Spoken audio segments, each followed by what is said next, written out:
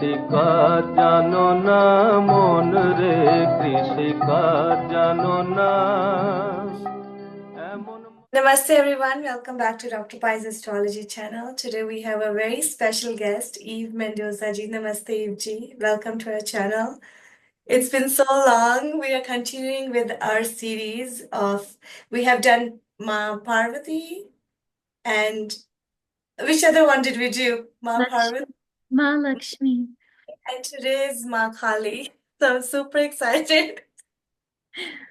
And we have Shashank ji. Namaste. Namaste. So, just to introduce this song, so this is by Pandit Jasraj ji, the great Pandit Jasraj ji. So the story goes that he lost his voice at some point in his career. So he had a spiritual guru, that is Maharaja of Sanand, and he went there and he was a Kali Bhakta. And apparently he was made to sit in the Kali temple, and he did that prayers there. And it was just by Mahakali's blessings that he recovered his voice, and we know who he was. And even till the age of 90, he was singing. So this is, I heard it from him, learned it from him. So this is just a couple of lines of Mata Kalika that he used to sing. So that way I'll invoke Mahakali into this. Mata Kalika,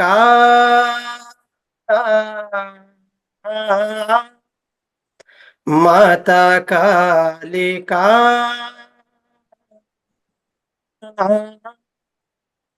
Mahakal Maharani, Mahakal Maharani, Jagat Janani Ma Bhavani, Bhavani Mata Kalika, Mata Kalika.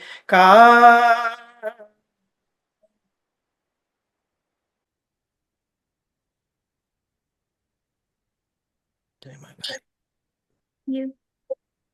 Thank you. Thank you. Thank you, Shashankji. I'm going to share my screen. Shashank, you are welcome to stay or go. You can literally hang out for Ma Kali if you would like. Thank you for that, really. Okay. Let me open this and share my screen.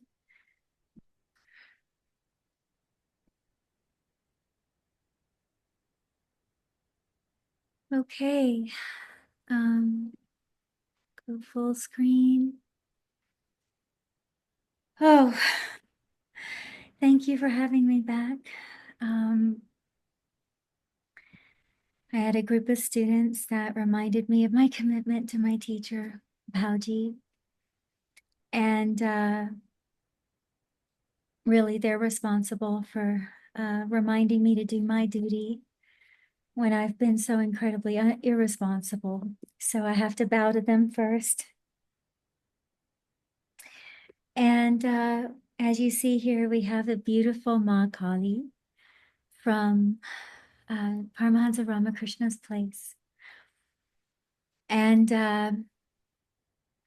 this one we're going to dive into a little differently, if that's okay. And Navji, anytime, just please interrupt me.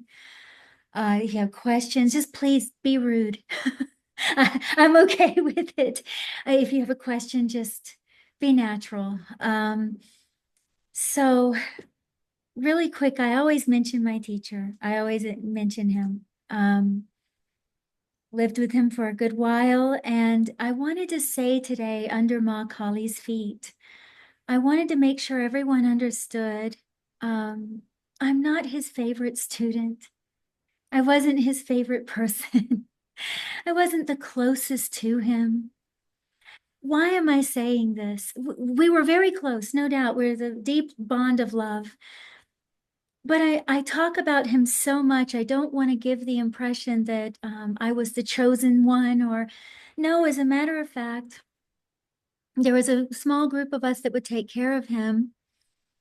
And the people that were there the longest, actually, I was not one of them that was there the longest. I was kind of like the baby. I came in at the end of the whole thing in some ways, but there were people that were there for a very long time. I mean, my going to India started at 17 and expanded over this 10-year period. Yes.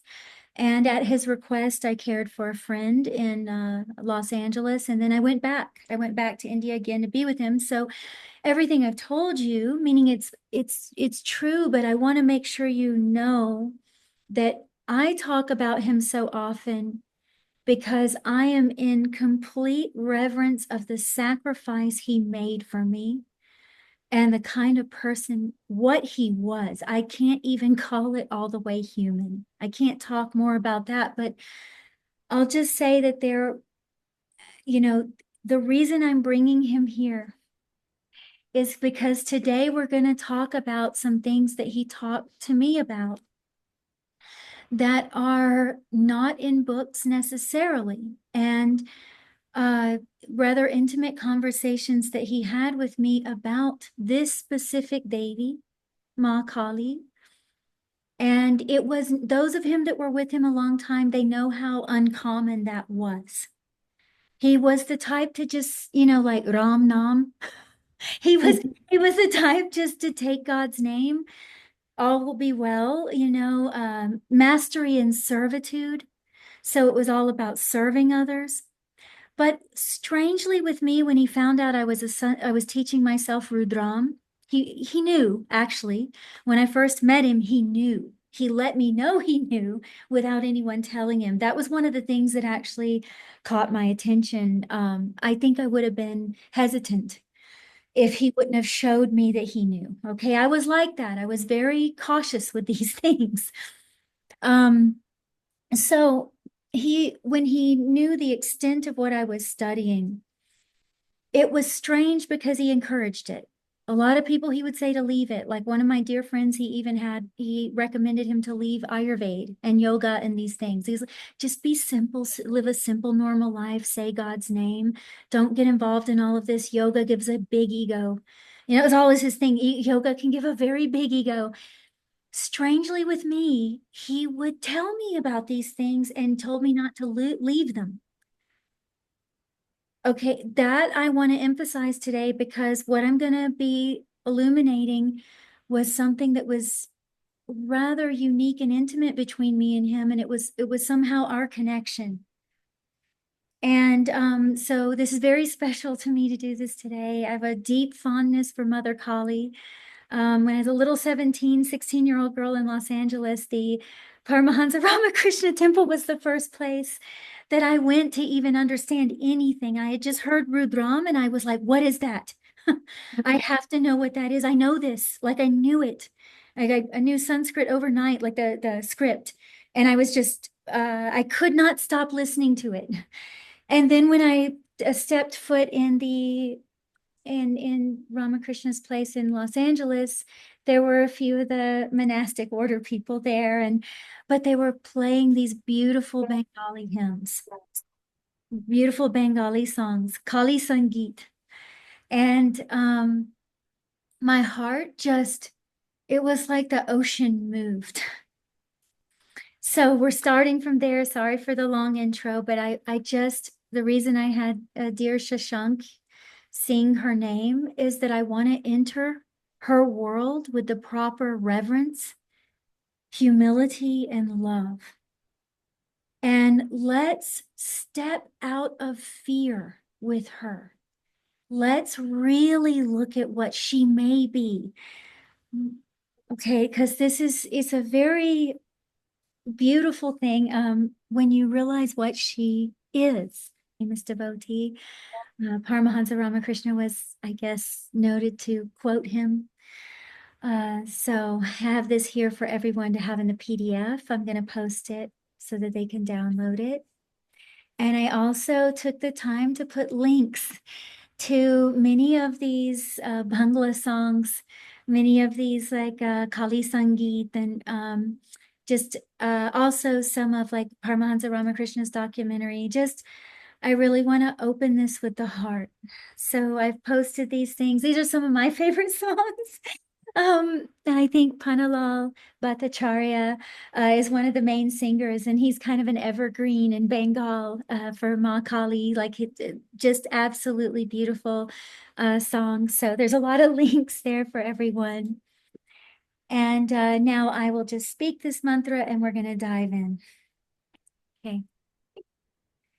Prem Kali, Shrim Karali Cha, Krim Kalyani Kalavati, Kamala Kali Darpagni, Kapar Disha Kripanvita, Kalika Kalamata Cha, Kala Nalla Samadhyutihi, Kapardani Karalasya, Karun Amrita Sagara, Kripamayi Kripadhara, Kripapara Kripagama, Krishanuhu Kapila Krishna, Krishnananda Vivardhani, Kalaratri, Kamarupa, Kamapasha Vimochini, Kadambani, Kaladhara, Kali Kalmashanashani.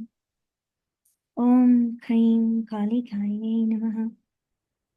Om Krim Kali Kaliye Namaha. Om Krim Kali Kaliye Namaha. So let's dive in. This is so powerful, Evji, so powerful. My body's like shaking, like the whole goosebumps, like everywhere. It's I so just powerful. love her. I hope everyone can just feel what she is. This is the whole thing. No medium between you and the beloved. Just destroy the medium. The people that keep trying to come in between you and that relationship, just go straight to it. I feel she's the one that cuts that cord and just embraces you. So on that note, this is from a very beautiful, the Adya Shatanama Stotram for Kali, and it's actually in the Mahanirvana Tantra. And why I chose just these selective verses is that I love, she's worshipped simultaneously as Kama and Kama Pasha Vimochini. She's breaking the noose, she's cutting the noose, she's destroying the noose of Kama. She's also Kali Kal Mashanashini, the destroyer of the ignorance of this ignorant age, the Kali Yuga, the one that destroys it, uproots it. There's an interesting theme going on in her names. And because many people I hear have fear of her, they don't even investigate that she has multiple rupas. Not just this Bhadra Kali, this fierce, or no, it's the Guya Kali. There's Mahakali. There's multiple forms. So there is Smashana Kali too. People get very scared of this, but we're going to address all of that. So this is the first shloka in her Sahasranamam. Smashana Kalika Kali, Bhadra Kali, Kapalini, Guya Kali, Mahakali, Kurukula Virodini. This Guya Kali you're going to see throughout a lot of her texts, so we're going to go into that. Bhadra Kali, Smashana Kali. So if you notice in her Sahasranamam, she is literally honored as every Mahavidya. So we will also talk about that. She's honored as all of them. Bhairavi, Tripura Bhairavi, Bala Bhairavi, Smashana Bhairavi. She's honored as all the Bhairavis. She's honored as Kamala. She's honored as Tripura, Sundari. She's honored as the totality of all the Bagla, all the Mahavidya Devis. So let's get into the actual, let's just sink in to why is she the Shakti that is recommended for the Kali Yuga? And why is it that in majority of the Tantras, specifically the higher Tantras, there are Tamaguna Tantras that are more like all this like shop and oh, these curses. I mean, they're just silly. I don't get it. I don't judge. Someone wants to use that, but I don't touch it. But there's a lot of these tamas tantras that are, and then there's a rajas side of it, this vashikaran and all this stuff. Okay, I'm not talking about those tantras. I could list them for you right now. I've read them. I've taken the time.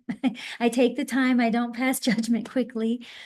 But there's a lot full of rajas and tamas, this kind of like kala jadoo and all of this. And this is what scares people. Black magic, for those who don't know that term. Okay. So there's a lot of this kind of thing. Now, we are going way far away from that here. This is not what we're going to be discussing in the tantras.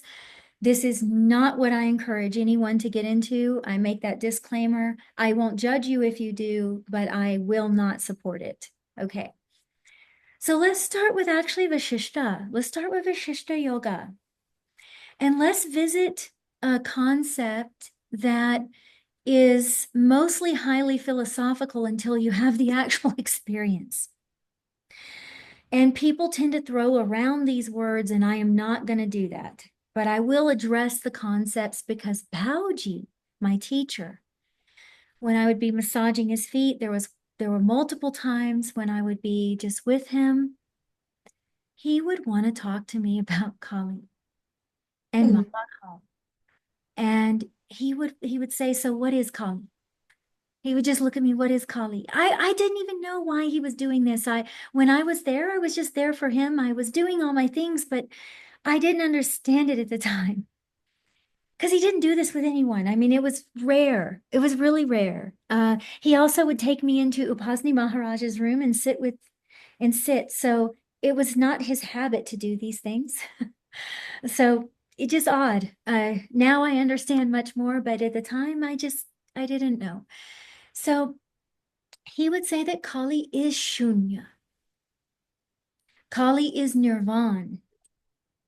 He would say this. He would say, don't ever think she's something that you just send to get vengeance on someone, or that never think that she's just an angry lady with this. No, he wanted me to know that Nirvana and Nirvakalpa, there's a constant dance of the infinite fullness and the infinite emptiness. In that dance, that beauty is actually why the only reason they give her there's two reasons actually, but the main reason they give her Kama Bija, which is clean bija. In the tantras, they'll say like Korcha Bija, clean bija, Kama Bija, and you're just supposed to know what these bijas are. Okay, so like Kama Bija, if they ever say this, you know it's clean bija. So clean. Okay. So one of the main reasons she has clean, it is the one single desire in everyone's heart, that infinite bliss. See, words rolling out of my tongue don't feel right like this. Infinite bliss, what is that? It's just a philosophy until you know. We only know little bliss, like I eat this cracker and it tastes good, or, I eat this. We know all that, but, and maybe if you get a little more subtle and you go inward, some other kinds of bliss that turn into wine, like Ram Prasad is singing, but still, would you call this infinite bliss? What is infinite? Is it space? It's not space. It can't be, it's maybe unending, but maybe it doesn't have space. Maybe space is a concept of the stula sharira, the physical body. So because she is master of time, she is the Shakti of Mahakala. She is that which is time is springing from, which is the Shunya. Okay, this is Baoji. That's why I had to bring him up first, because I'm an ignorant person. I only want perfect love for the beloved, and I don't know what infinite bliss is. So I have to bring him in because maybe he knew. I would say I would be believing that he knew. So as we move on, we see more from Yoga Vashisht, and we see that the one who has an indomitable heart Now here, remember Kama Bija. This is important for Kali, guys. Is the void sucks you into it. It's magnetic. It's the pull that you have towards everything. Like how Kabir talks about the musk deer when it smells the musk and it doesn't even know it's its own death that it's attracted to. It doesn't even know that it's its own death that's releasing this fragrance. Because actually mating season 2, but there's another person that tells it in this way. Okay, so in the world of time, we have all this aversion and attraction, and we're magnetized towards certain things, and we are actually magnetized to things that we don't understand. So Vashishta here is telling Sri Ram, who's in great depression, by the way. Please, if any of you get depressed, please know Sri Ram also got depressed. Please never get on a false spiritual pedestal and say you're supposed to be free of sorrow. Sorrow is a friend sometimes. It cleanses your house. Tears cleanse the heart. So, he's telling Sri Ram, who's in absolute despair, actually. That's how Yoga Vashish starts.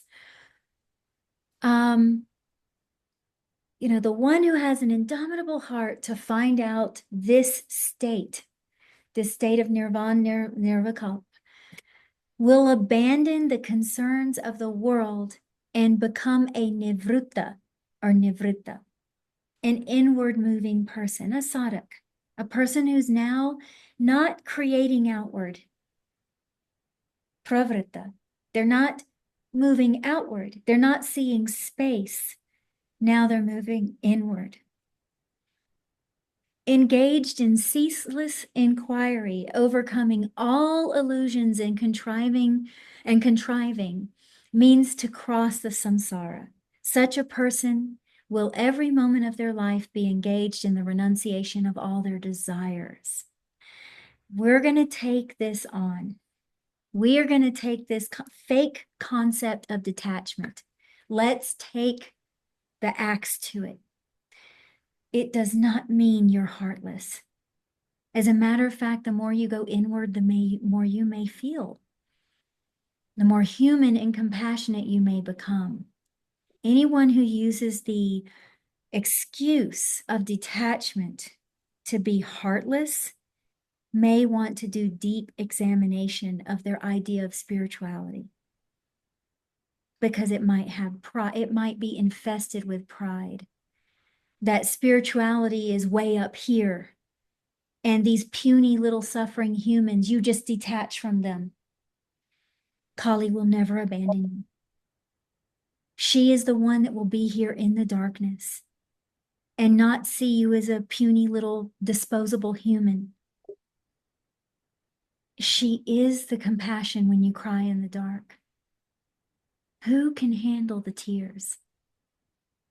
The Black Mother. Give your tears to her.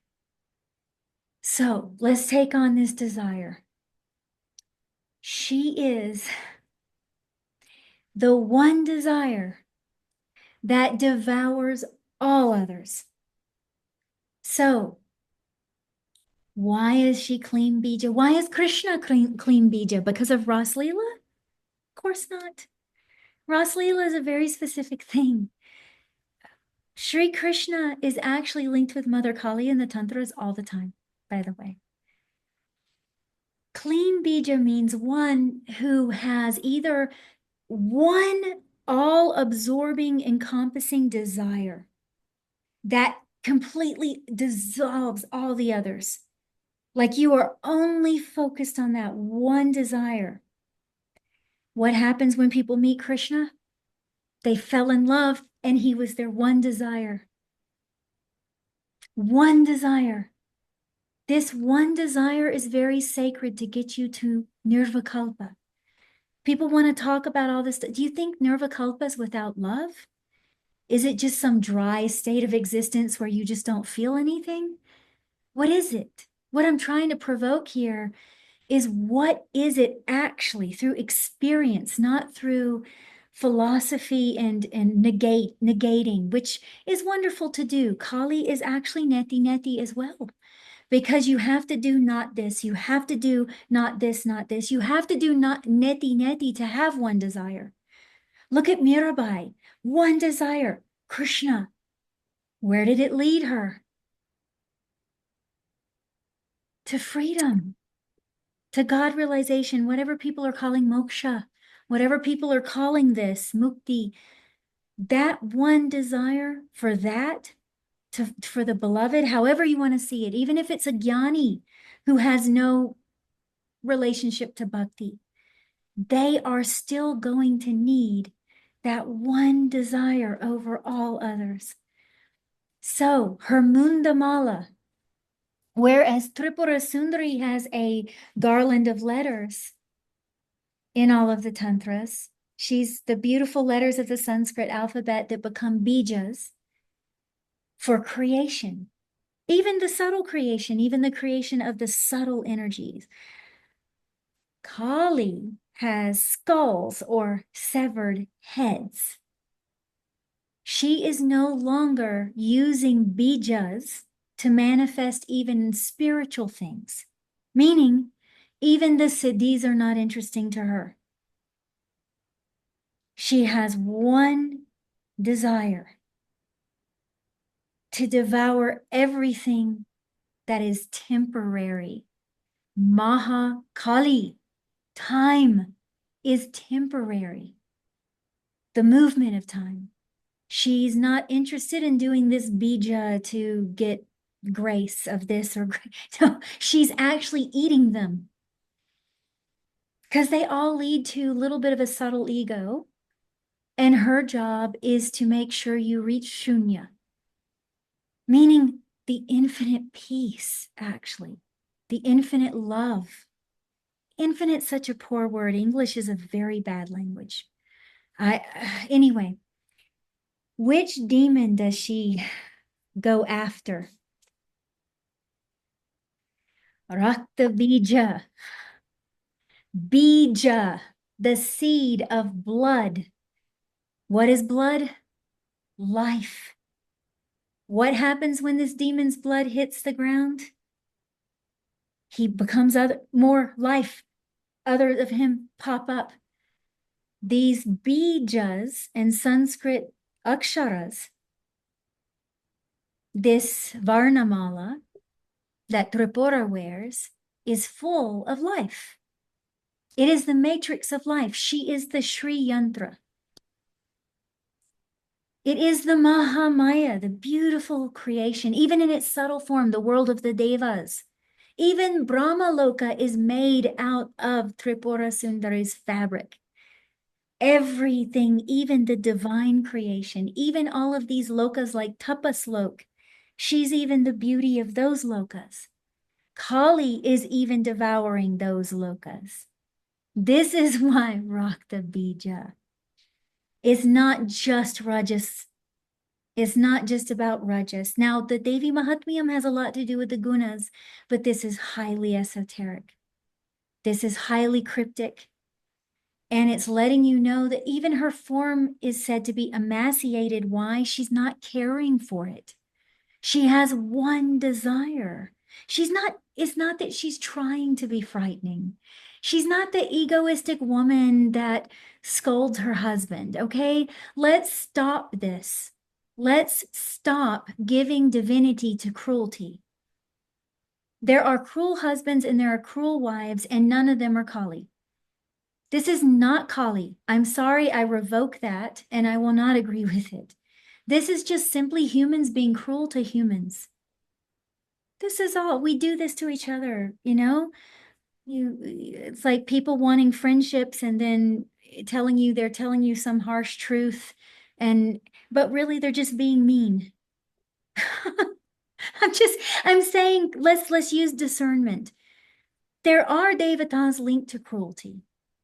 Alakshmi, Nariti. There are devatas linked to this kind of discord. I'm actually going to be teaching a workshop on Shubh Ashubh on the 18th. Are you going to come? I hope you're there. Yeah. Yes, I'm coming.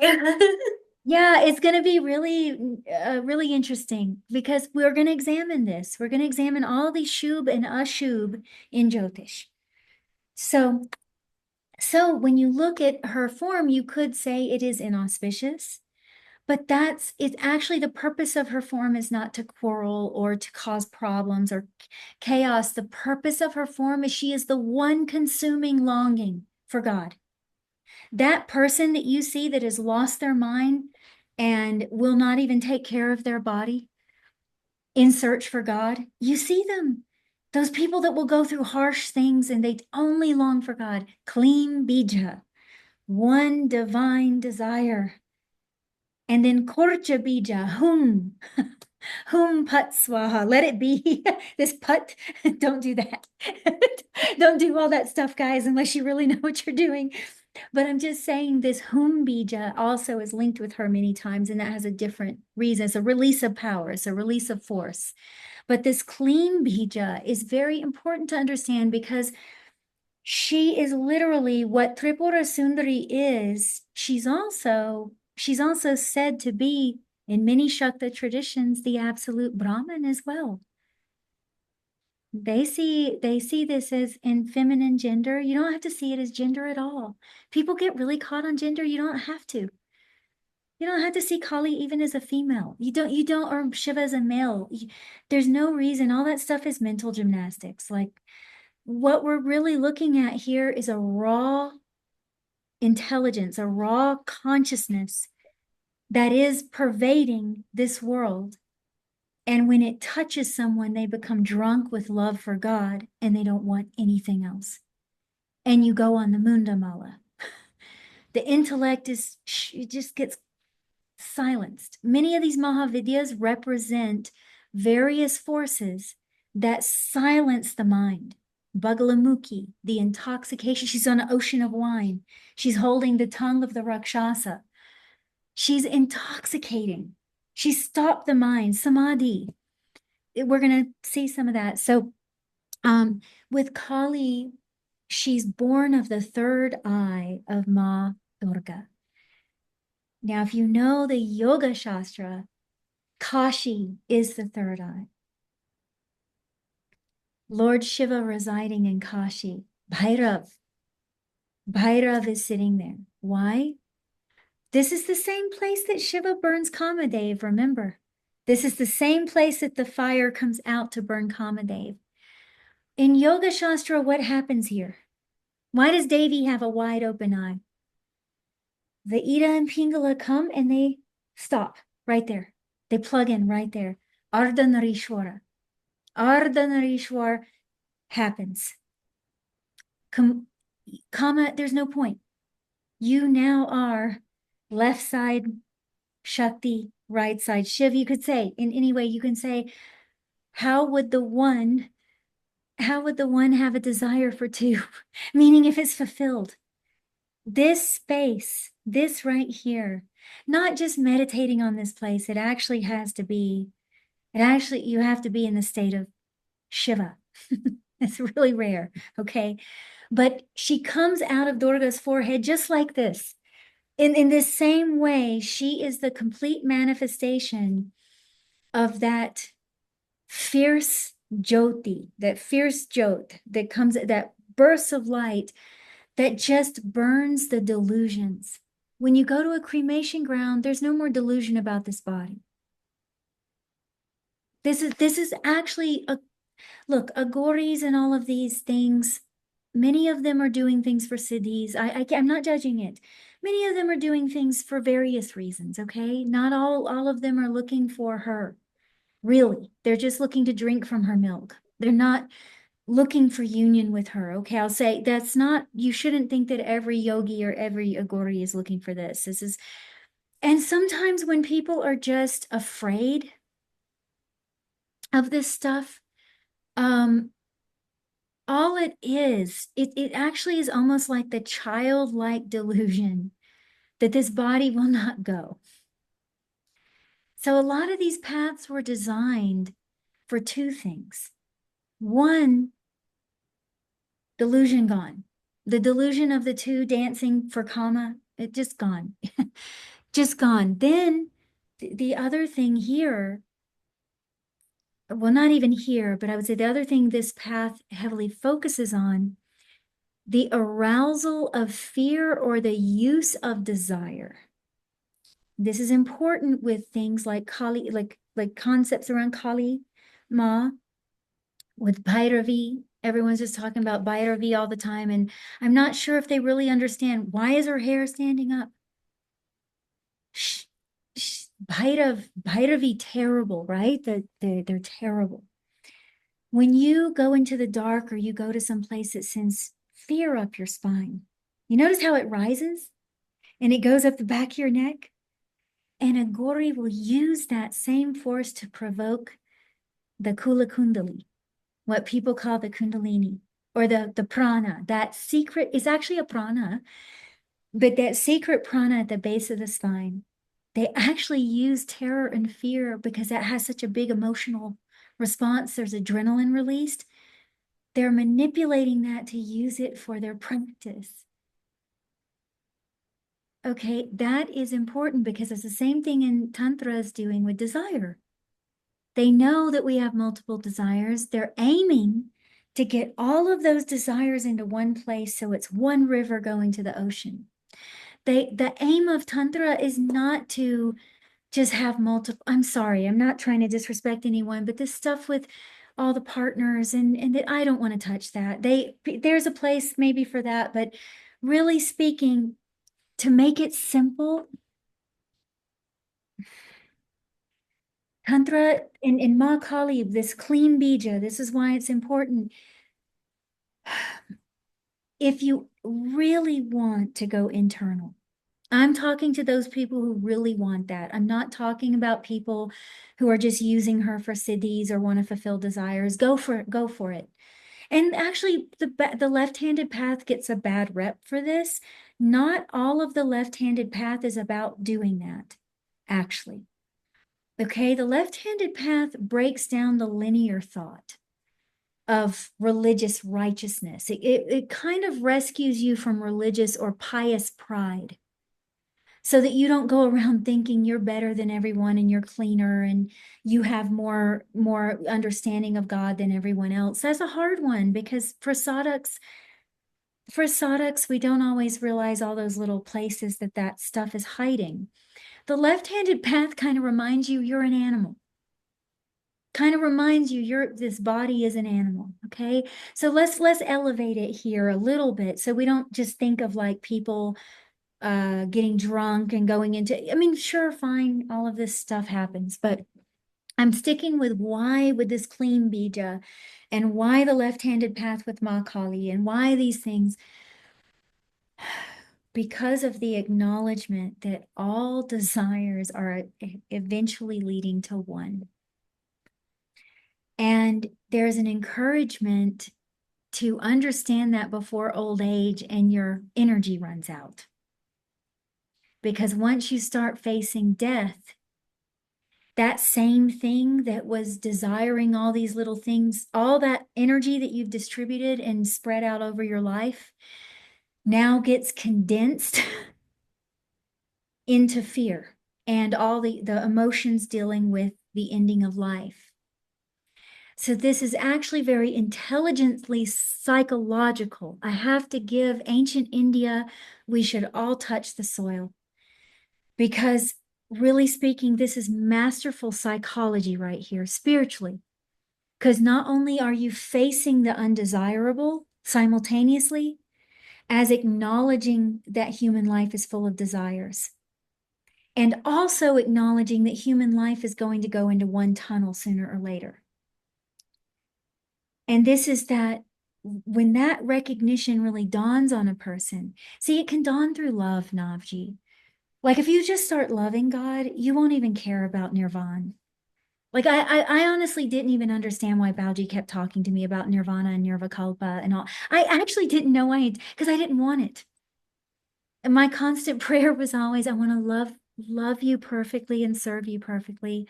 I want to serve you in the suffering beings. Like that was what was coming out of my heart naturally.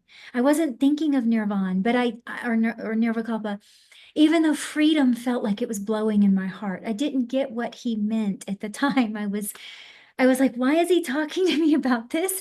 I just want to be here and serve. Like, I don't care about all this stuff with nirvakalpa. I'm not even trying to be high. Like, I just want to I want to see Mahadeva face to face. I want to serve Mahadeva. So it was always my prayer. But he would constantly go back to this topic. And I was like, wow, I guess I'm supposed to be hearing this. So now I get it, because actually, whatever I'm doing, whatever you're doing, all those little desires you're feeling, everything that you feel in your life, every little tiny fulfillment, that is a shadow of a shadow of a shadow of a shadow of that one thing that we think we're resisting, which is funny. We're like, I want a material life. I don't want the spiritual life. But as soon as someone tastes a drop of that wine, that their life changes. They can't desire the same way. Those tiny desires start getting consolidated into one. Clean bija. This is because Tantra is, because she's the queen. She's mentioned very often. And we're going to talk about this in relationship to the grahas. Don't worry, guys. We're gonna talk about this in the relationship to the grahas too. But Tantra acknowledges that the human is a microcosm of the macrocosm. Western occult actually talks about as above, so below.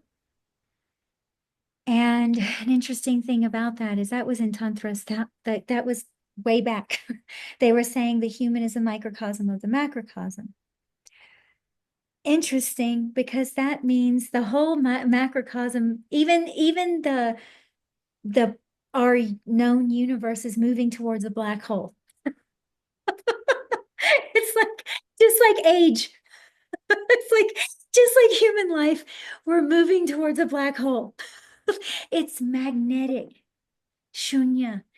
It's the great yoni. So it's worshipped as a yoni. This is why you'll see in Shakta traditions, there's actually the worship of the yoni and the worship of the menstruating Devi and all of these things. It's actually very pure. People shaming this stuff is not necessary. It also doesn't mean to go film yourself taking off your clothes and get attention for that. Like when I'm trying to bring the real side, guys, I'm not saying go ahead and do that, okay? I actually have no problems with anyone doing anything, really, truthfully. I feel when people do things, there must be something natural. They need to do this. For myself, it is never manifested in needing. I don't want that. I want her. I want it. I want that. So those of you who want that, whatever that is, try to avoid mislabeling her so that you can recognize her. It's hard. It's hard because our daily life delusions are just coming down like rain. It's like, so with that said, this is another very terrifying form to most people. And we're going to get into Rahu a little bit. Now, Shani is associated with Mahavidya Mahakaali. So we'll talk a little bit about both of those things. But Rahu has a major connection to Mahakali. So we're going to visit that. And his Mahavidya is actually Chinnamasta. Now, I know that most people have Rahu as Durga. That's also not wrong. So we will do a video on actual Durga, on Durga Saptashati, actually, and we'll go into some details. So right now we're just zoning in on that manifestation of nirvana. That manifestation of, okay, so the grand so-called emptiness. Now, Chinnamasta is a terrifying form for a lot of people. I picked, this is a more toned down image for most of you that know her images. Usually she's standing on top of Kama and Rati. And they may be having sex. They're usually naked, and it's a little graphic, okay? So I did not want to post that here. I feel comfortable with these topics because I don't want that in my life. I'm making that clear publicly. I do not want that. I don't want a partner that way. I don't. So I actually feel very open and comfortable about that. And my teacher actually, he was one of those people you would call he had children early, but after he was with his master, he was a true celibate. They're rare, true one. I know from living with him, he was the real thing. It wasn't because of repressing desires or holding. He actually didn't desire people's bodies. It was just it was true. And I think sometimes living with someone, something rubs off. And then not that I don't have any desires, God, please, I'm a idiot for the most part. What I'm saying is I have no desire for that. So I want to be able to talk freely about this without people placing that projection on me. Usually she's on them in sexual union, and it's pretty graphic. You guys can look it up. And her blood is going not only to her own head, but she's got two naked attendants, beautiful girls, and they're also drinking her blood. Now, remember with Rakta Bija, what's going on with Kali licking up all this blood? What's going on with all this blood drinking? Everyone's afraid of it, you know. What's going on with all of this? Well, okay, there are some occult, darker aspects of that, no doubt. I'm not disputing that. That is in the Tamasic Tantras. All of that stuff is there. I'm not talking badly about the Tantras. It's just not my path, and I won't go there. Okay, so what I will talk about, and what Bauji would often say about these things, is that this is a perfect image of real Samadhi and the real turning inside. So notice she's standing on Kama and Rati, the Lord and Lady of Desire. Sometimes they're a corpse, and that's important to note. Most of the Mahavidyas have a corpse. Okay, and that's important because they're born out of the death of that thing. They are born out of the death of that thing. Mahavidyas are a very elevated state, actually. I know they're used for Vashikaran, Marana, and Stambhana, and all this stuff. I know. Trust me. Stambhana, do on your own head. Okay? I'm serious. Meaning silence your own mind. Marana, kill your own ego. Vashikaran, use divine attraction to be attracted to the beloved. Actually put a spell on yourself.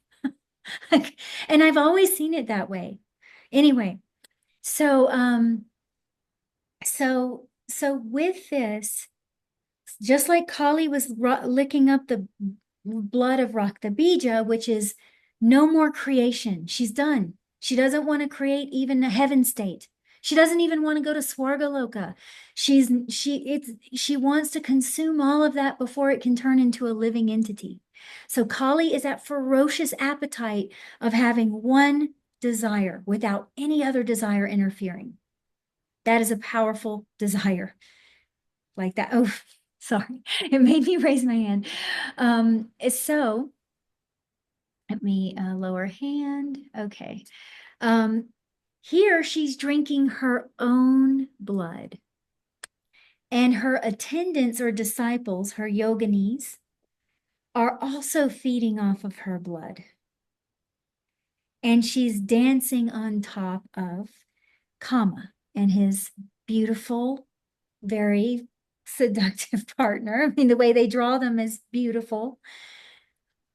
And what you're seeing in that image is actually the one who becomes headless like this is eating themselves.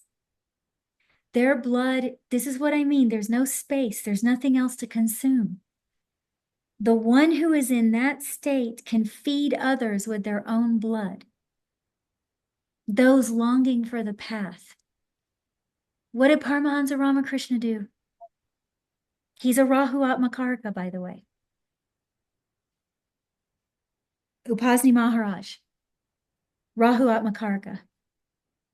So many of these guys, Rahu Atmakarka. If you use an 8 Karka system, okay? I know there's 2 systems, guys. I don't get involved in all that. Okay, so With Paramahansa Ramakrishna, if you look, that inspiration, what is blood? Passion. It creates life. It feeds the baby in the womb. She's now nourishing her devotees, or whatever you want to call them, her gang, her little gang of naked ladies. she's nourishing them with her inspiration. Her inspiration is such a weak word. There's no English equivalent to that because it's a divine thing. Divine words don't exist in English very easily. You have to use more words to describe it. So it's a form of intoxication that is what masters are giving out in the cup. When you feel that bliss, they're giving the blood. What is the blood of Christ? What is all this terminology around blood? You really think it's a blood sacrifice and you do this mantra and you get this little trinket siddhi? It's deeper. We're a little bit insulting Ma if we only do that. Like, I'm going to sacrifice this and eat. Now, it's part of tradition to have the bali, like and then offer it to homeless people, like some Shakta traditions. I'm not even talking poorly about it. I myself do not. Okay, but I'm saying, I'm prefacing these things because what Paramahansa Ramakrishna was saying, much of that was so aligned with what Bauji was telling me about these Shaktis. Like when I first kind of understood, it's like, okay, this symbology is not just, oh, I'm going to do Marana, I'm going to kill my enemy. Oh, I'm going to do Stambhana and freeze my enemy. No, this is something much deeper, and you're robbing yourself actually by seeing her as something that is only existing to fulfill. Most desires don't even mean anything. Like, so you silence your enemy, so what? Let your enemies talk. Why waste your blood on that? You see what I mean? Blood. Why waste your life force on enemies? People that you think are enemies, they're probably not. We're all just stupid. We're humans. We're all stupid. All of us. I had a lot of regret because I used to answer some questions in Jyotish, like how to tell a liar or how. I can't do that. And my real friends will understand that. I can't do that because what I realize about humans is we are all imperfect. Why are we going to sit here and point out more faults? We only do that because of fear. It's like, ooh, I want to protect myself. That person's that's a bad person. What are we doing? Are they bad or are they human? And are they just making really ridiculous decisions? Like, why waste your blood? See, a wise yogi or Shakta, someone who's really on the inner path, is not going to waste their blood on stupidity. Like actual, we do get worked up. I'm not dismissing, guys. I've gone through my share of pain. It's real. And the human condition is really rough. It's really rough. But I'm highlighting something secret here, that don't waste your blood. Consume it and recycle it. Means don't waste look at who she's standing on, comma. She's conquered, comma. She's nothing she wants from them. There's also a side of her that represents how you lose your head in orgasm, in pleasure, in eating, in all this. When you taste something that's really good and your mind shuts off for a minute, because let's say if you're like me and you've done a bunch of crazy fasting and stuff like that, sometimes if I taste a good meal after like the time period's over, the taste is just so, it's almost like, oh my God, who made this? They're like a diva. But really what it is, enjoyment makes us lose our head for a minute, and then we're drinking that from ourselves. Our own enjoyment actually is recycling through us. It's not from anywhere else than within you. Your taste buds are in your own mouth. You see, and when you smell like beautiful perfume, that's on your own, it's like most of this is, our nose is on our face, our own face. That's how we're smelling the perfume. So in one way, she represents all those things that we completely she's standing on karma, that when you really lose your head in karma. Okay. But the highest manifestation, or I should say the deepest over highest, there's nowhere to go high, low. Just, I would say in some way, the more meaningful way to see this is that when you are really in this state, you can feed many others off of your own blood. You will not get tired. I lived with someone that was like that. I know that. For sure, I know it. They don't get tired. And if how thirsty the people attending them are, if you can drink all night, they'll be there with you all night. I witnessed it. His blood didn't run out.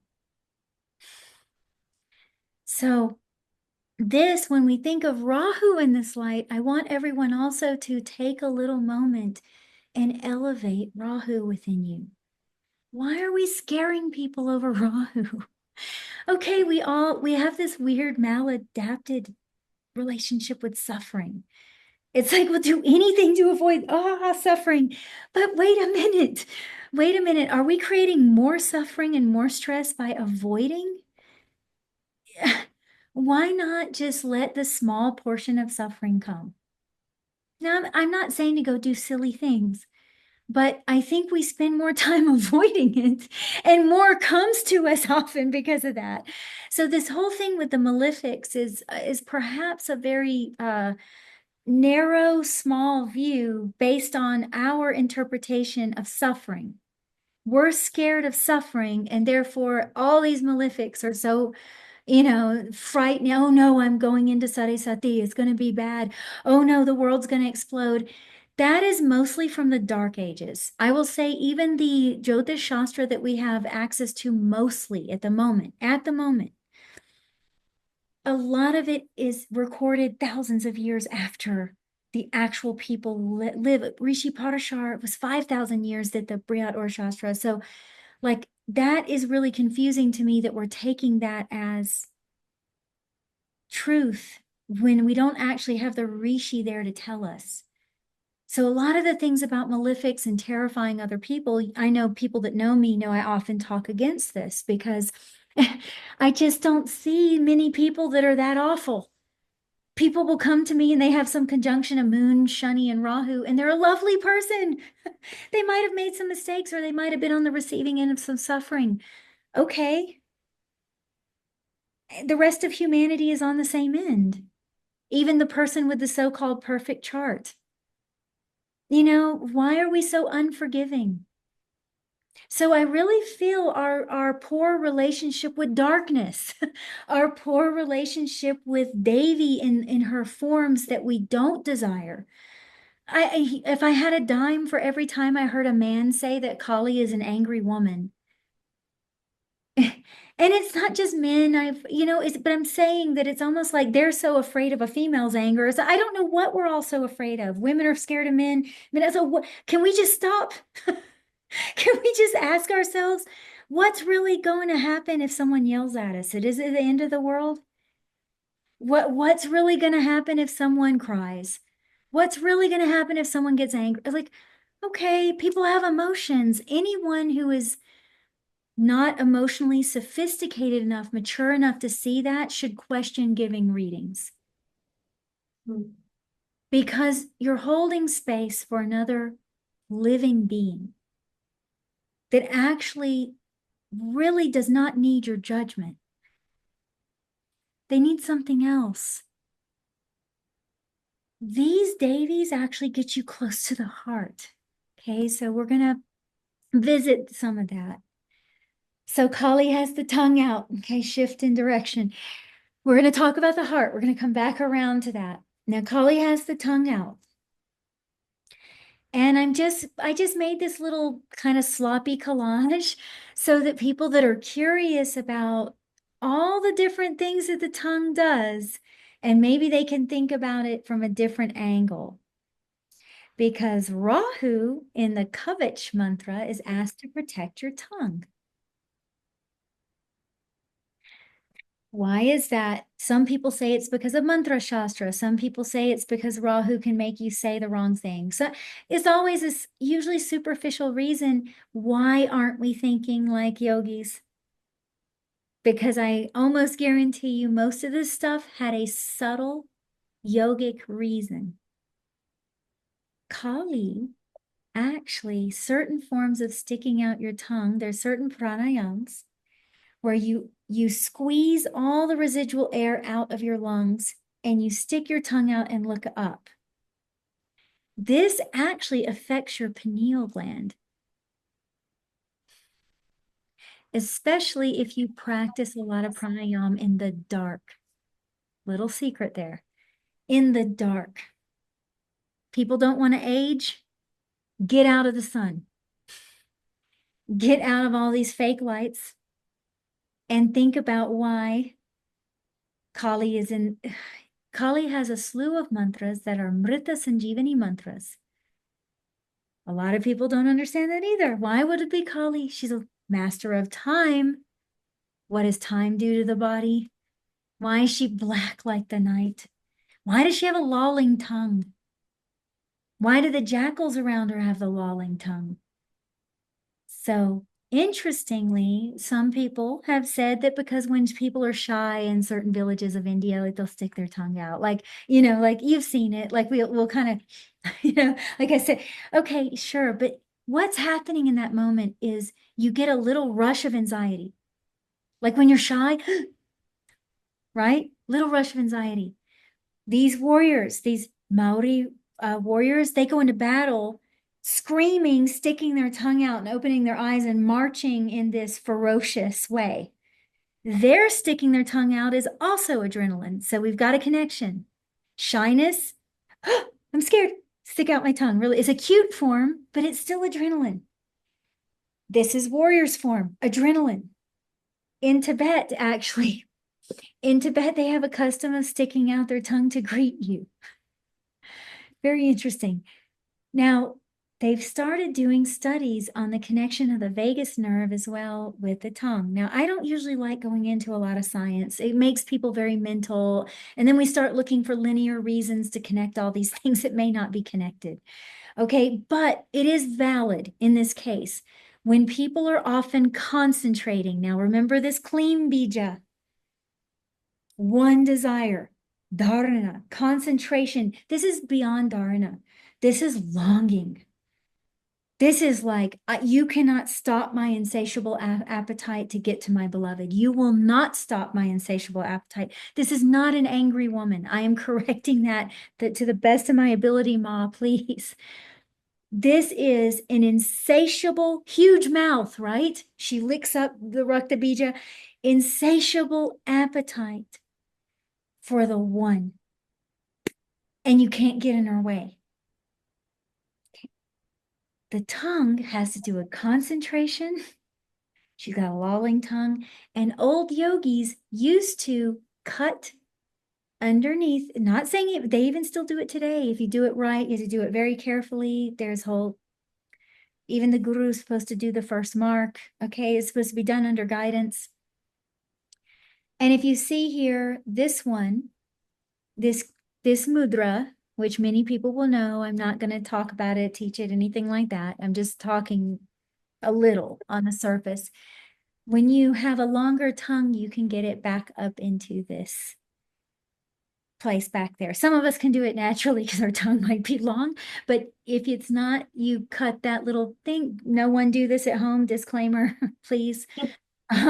But there's a lot around the tongue in Yoga Shastra is my point. And I think we need to think about this deeper than just, oh, someone's shy. Oh, because a lot of this like raising of adrenaline or raising of excitement is stuff that tantrics and agoris try to do in order to get that energy into the central channel. They're provoking their desire, they're provoking their fear, they're provoking their aversion to actually stimulate a very strong feeling in the body. They're actually trying to get those two, there's technically more pranas than that, but they're actually trying to get those two specific channels to plug in. Okay.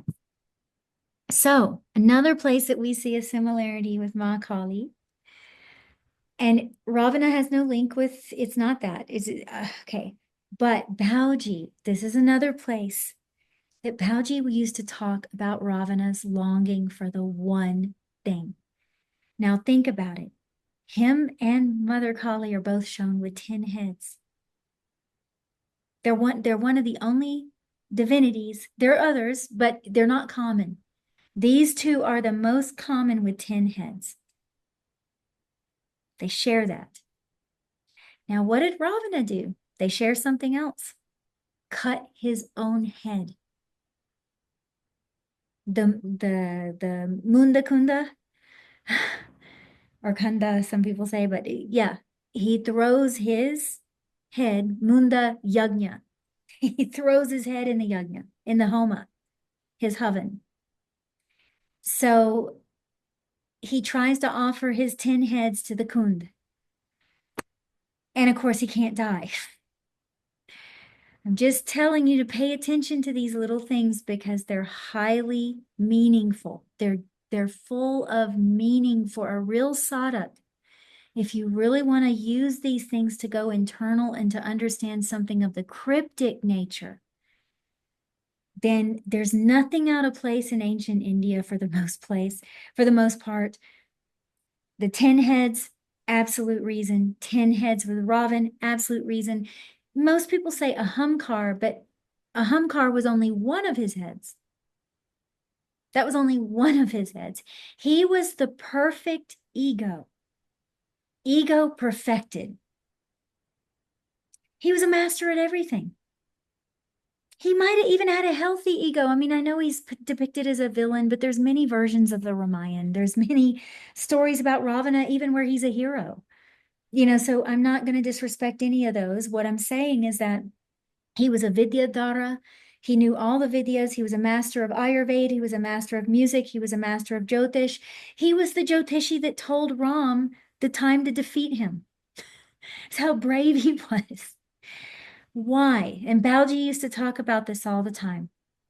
Because Ravana had the same desire as Kali. No one was going to stop him from getting killed by Ram. His way of reaching what Kali wanted to reach or wants to reach, that the void sucking you in, he was being sucked in. He knew who Ram was before Ram knew. In some versions of the story, even before Ram knew that he was Mahavishnu. Because there's a point where Ram wakes up, apparently, this is the way I've heard stories told. I know there's the Ramayana Valmiki and there's Tulsidas and all this stuff, but I'm saying, like, also you hear village stories and you hear there's so many stories. And so Ravan, according to Bauji, and Bauji loved the stories of Ravan, said that there was a letter found, and some people in the South say this too, there was a letter found, or something that Ravan had left aside saying, I knew all along that Ram was Vishnu and I wanted freedom.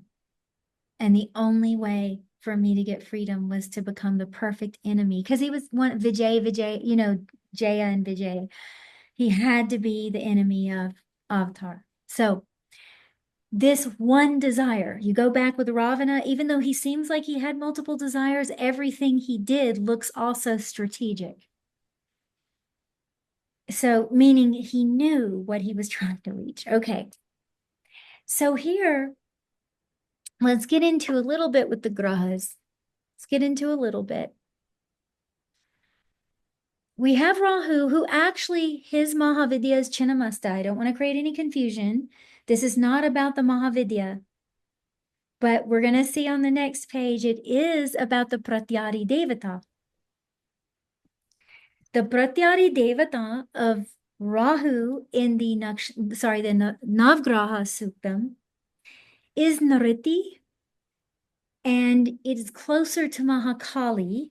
Now, Nriti, we'll have to talk about, like, those of you who can, if you want to join this workshop, I'm going to talk more about Nriti there, because she's not technically Mahakali. She is chaos in a different way. She is the misfortune in a different way, okay? However, when they're talking about him being Durga, the form of the Nil Shakti or the dark Shakti that they're giving to Rahu is very similar to Kali. Okay, so it's not the classical Nritti. If you listen to the shloka, if you've listened to it, it's very different. So Rahu, I want to bow to Rahu because he's so disrespected. He's always talked about as if he's a liar. I'm just so exhausted with, every planet. Look, Jupiter, Mr. Jupiter, okay? He tells more lies than anyone in his stories, meaning takes on more disguises to deceive the Rakshasas than Rahu ever did. Rahu takes one disguise and gets labeled as a liar. What about Mohini, Vishnu avatar turning into Mohini?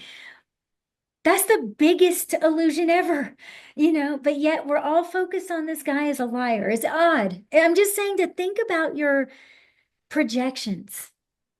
Think about them. Try to think. Like, this guy takes one disguise.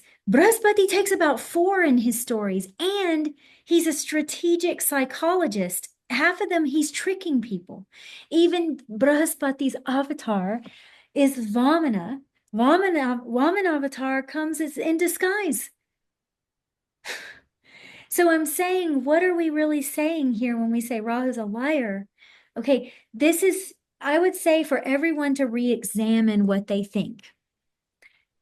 Anyway, he does, however, deal with poison. And he is dangerous. He is definitely a malefic. It's not that he's not a malefic. I'm trying to help us understand what he really is. Do you know most people that have assassinated other people have strong Rahu influence? Oh, Like the gentleman that assassinated Gandhiji? Guess who else has strong Rahu influence? Revolutionaries, and I've talked about this. Gandhiji himself had Moon Rahu conjunction. Julian Assange, all these people I always mention that are whistleblowers, and they put Martin Luther King, big one. I talked about it in the Mrigashira video. Atmakarka conjunct Rahu in the second. You want to call him a liar?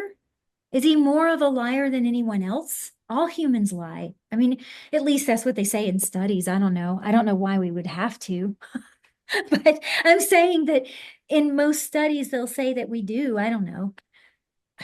I'd have to think about that one. But I would say that, like, yeah, sure, Martin Luther King might have got caught in hiding a few things, but that might have been his Jupiter. That might not even be his Rahu. He might have had righteous pride and not want to be exposed for these. So I'm saying there's other reasons it could be. Nothing's entirely good and nothing's entirely bad. What I have seen actual evidence of, actual concrete evidence, is that Rahu is very commonly behind assassinations. People that get assassinated, people that are in danger of assassination, and people that assassinate. Okay, now that makes more sense with his story, right? His story is he gets assassinated. He's bold. He does something a little too bold. He goes in front of the sun, moon, and Vishnu in disguise. Because of why? Injustice, right? His injustice is not even that he wants to trick anyone. He's thinking, these guys promised us this. They're not going to give it, so I'm going to do what they're doing. You see? So this is a very different psychology than what I feel is often projected on Rahu. It is dangerous and it can become very unstable. Yes, it can, but not always. Okay, now, his dealing with Vish or poison, it's interesting because like in Skanda Puran, they say that he's delighting in the heart of the form of Shiva that drank the poison. Another Puran says that he delights in the heart of Bhairava. So these are both pretty destructive forms.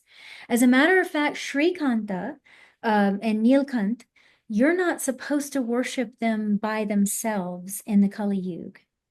That's how dangerous they are considered to be. So you're never supposed to have only an altar or temple to Nilkant.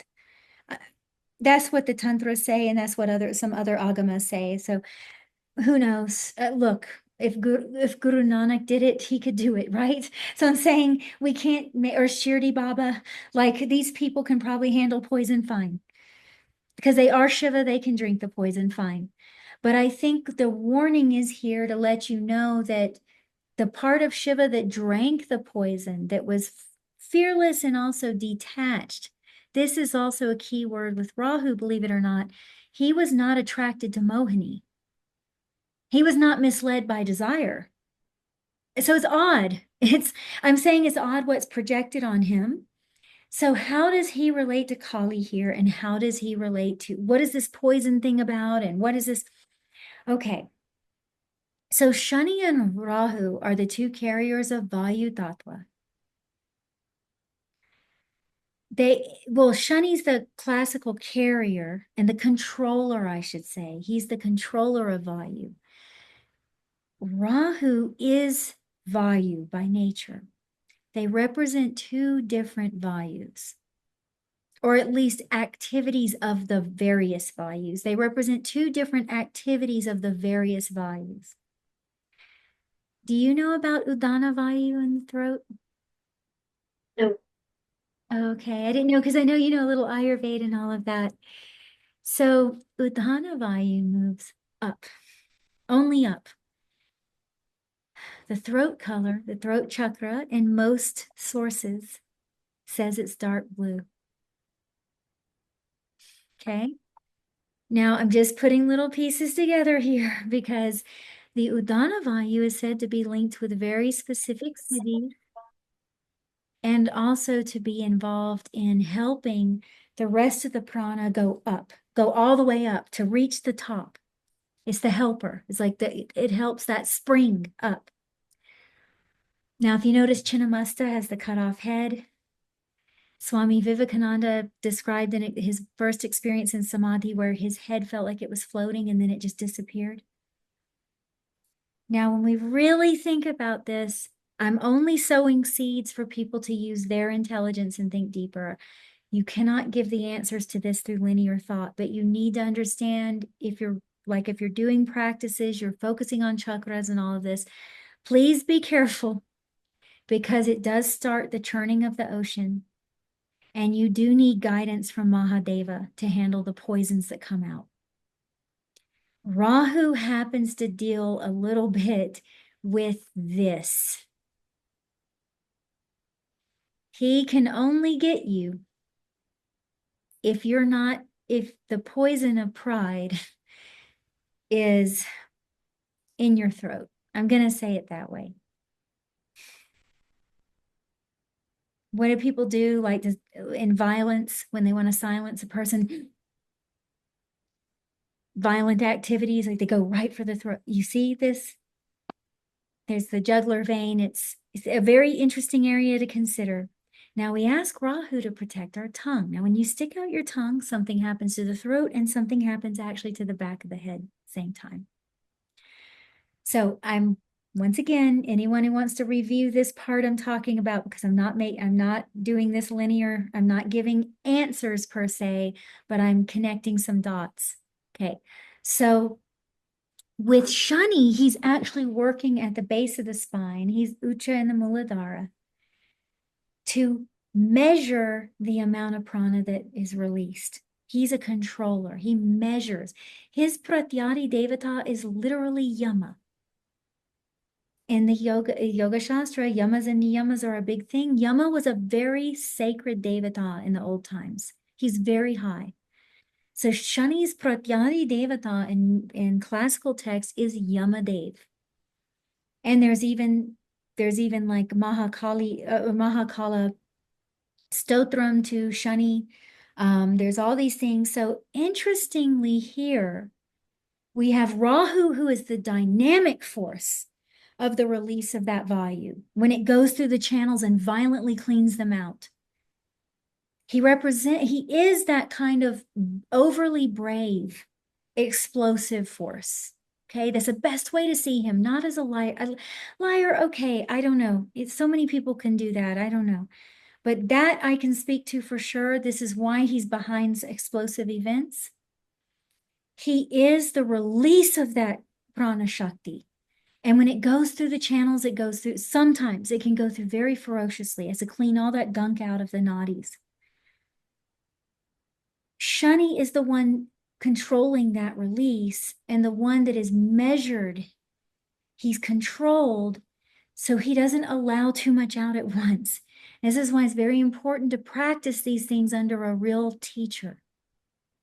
And I am not that. I am just running my mouth, okay? I practice on my own, but please, no one write me for that. I cannot do that.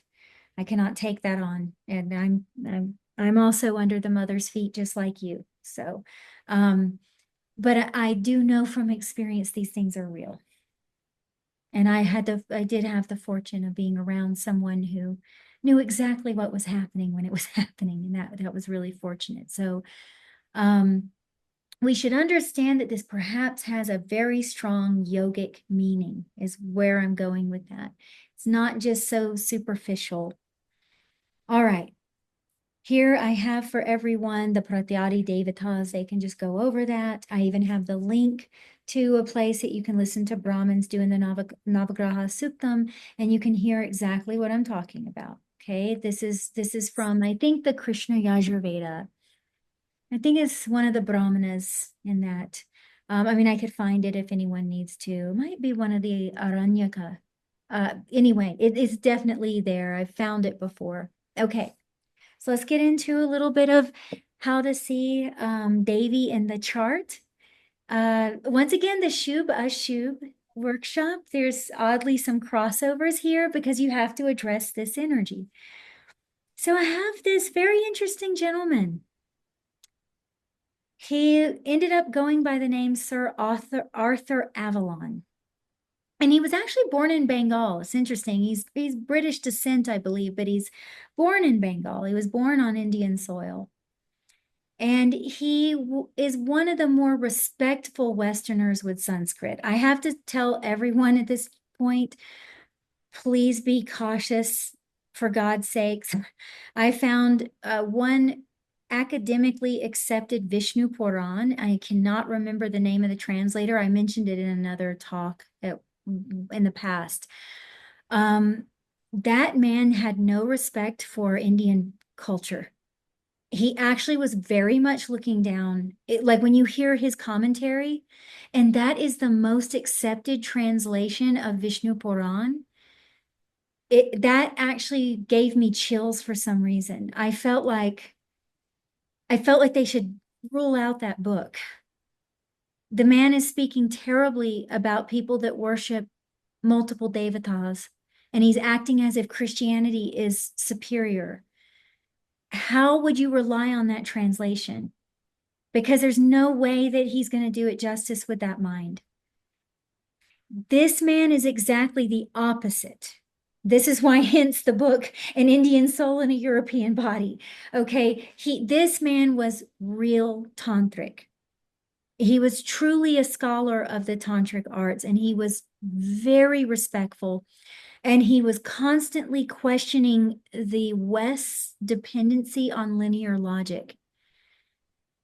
Because he really understood this. His translations are very good.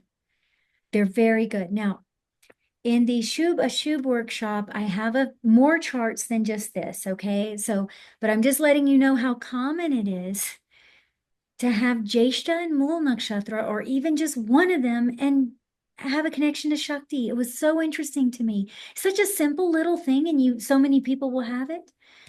But it was so interesting. And I didn't even know his chart. And I was like, God, I've seen it in 10 charts. Let's just look. These tantrics, they're having this combination. Mars-Venus conjunction was really common with these guys. Mars-Venus with Shakti, hands down, is I saw it nearly with every one of them.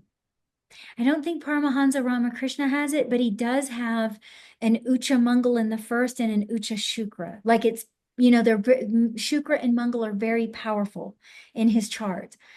I noticed that with people that are going towards Devi, and there's actually a yoga, if any of you have it, with Mars, Venus, and Rahu conjunct. And that is like another, it's not Shula yoga and this kind of like, oh, the person will be cruel. And no, come on, guys. Once again, please see reality, whether the chart really makes someone cruel or whether a human being makes a choice to be cruel.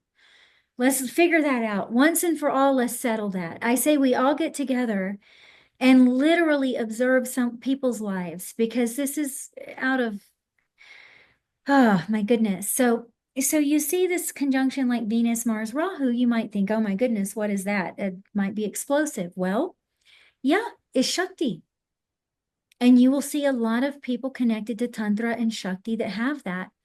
And I believe Pandit Sanjay Ratji, who I have a lot of respect for, I believe the chart he uses for Sri Krishna, interestingly, has this exact conjunction with a Neecha Mangal, which is interesting because that was his life. I mean, that was his life. Rohini moon in the first, and I believe the chart is that he has a Neecha Mangal conjunct Rahu and Venus in the third house. And think about his life.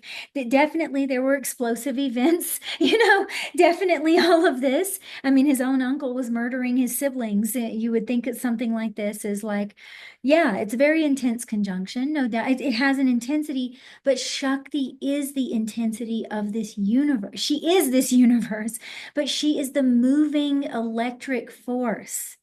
So a lot of times when you get Mangal and Shukra together, there is this.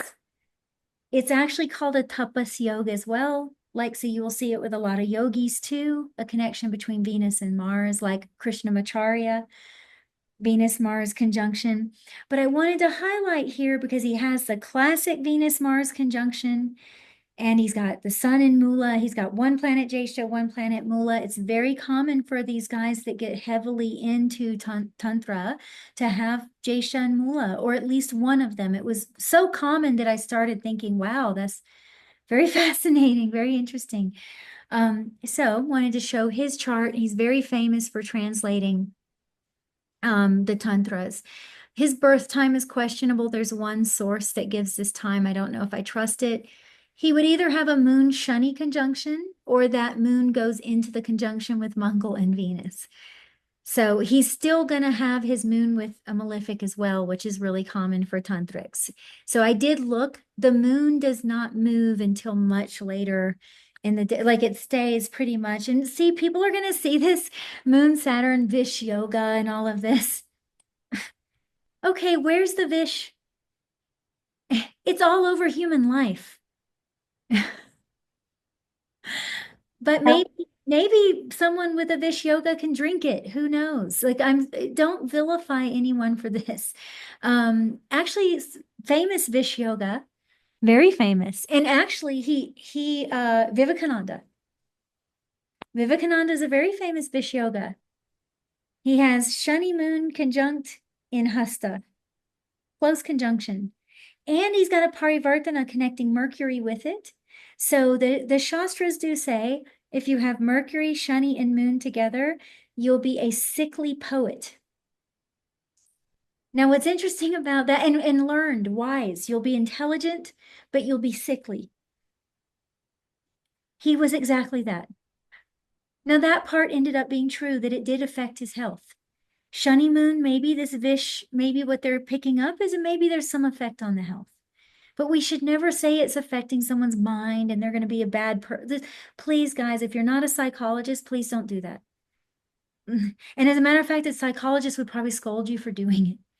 So there's no ethics, like no one's held to this, so they just say anything and hurt people. And so the Shani moon, Mercury, actually, Swami Vivekananda had numerous health problems. He had thyroid issue. He didn't live long. I mean, I think that was on his own choice, maybe. He smoked. He actually did smoke. He did all those things, but the yoga was true. Bad health. He was very intelligent, and he was a poet. He was poetic. He was absolutely, his translation of Patanjali Yoga Sutras is quite poetic. So just looking at these things differently is why I bring this forward. his moon is with a malefic no matter what. And it made this fantastic person. So, okay. So we're almost getting to the end here. And I just wanted to highlight some things about Kali, Rahu, Shani. These kind of malefics can have a big influence on the Nivruti marg, which is the inner path. They can have a big influence on people who, like, for instance, another thing that Pandit Sanjay Ratji says, like, I'm not able to do all the Rashi stuff, so I don't mean anything disrespectful. I was in his classes and I couldn't do all the Rashi stuff. I just can't see Jyotish that way for whatever reason. But my goodness, is that man brilliant? He's brilliant. And one thing he was talking about is that Shani can control the rajas of Mercury or Shukra, because they're both rajas. So Shani does have this controlling factor on, like, grahas that are a little out of control, like the moon. I want you to think about this. Think about Swami Vivekananda, how he just lived his life for work. This man as well. This man also was just constantly in the flow of work. He was disciplined. There was a discipline. There was that ability to control the moon, control the mind. So same thing with Rahu sometimes, believe it or not. Look at Gandhiji. Gandhiji had tremendous control. Say what you want to say about him. I know that some people don't feel he made the best decisions, and I don't get involved in politics. It's not for me to judge his heart. If you're not Yamadev, be very careful about judging people. So I don't know. But I do know his discipline was insane. The man could fast, walk miles. I mean, the guy got thrown in prison multiple times, held his discipline. So think about this. He's a Rahu moon. Is that supposed to be disciplined and like what people say?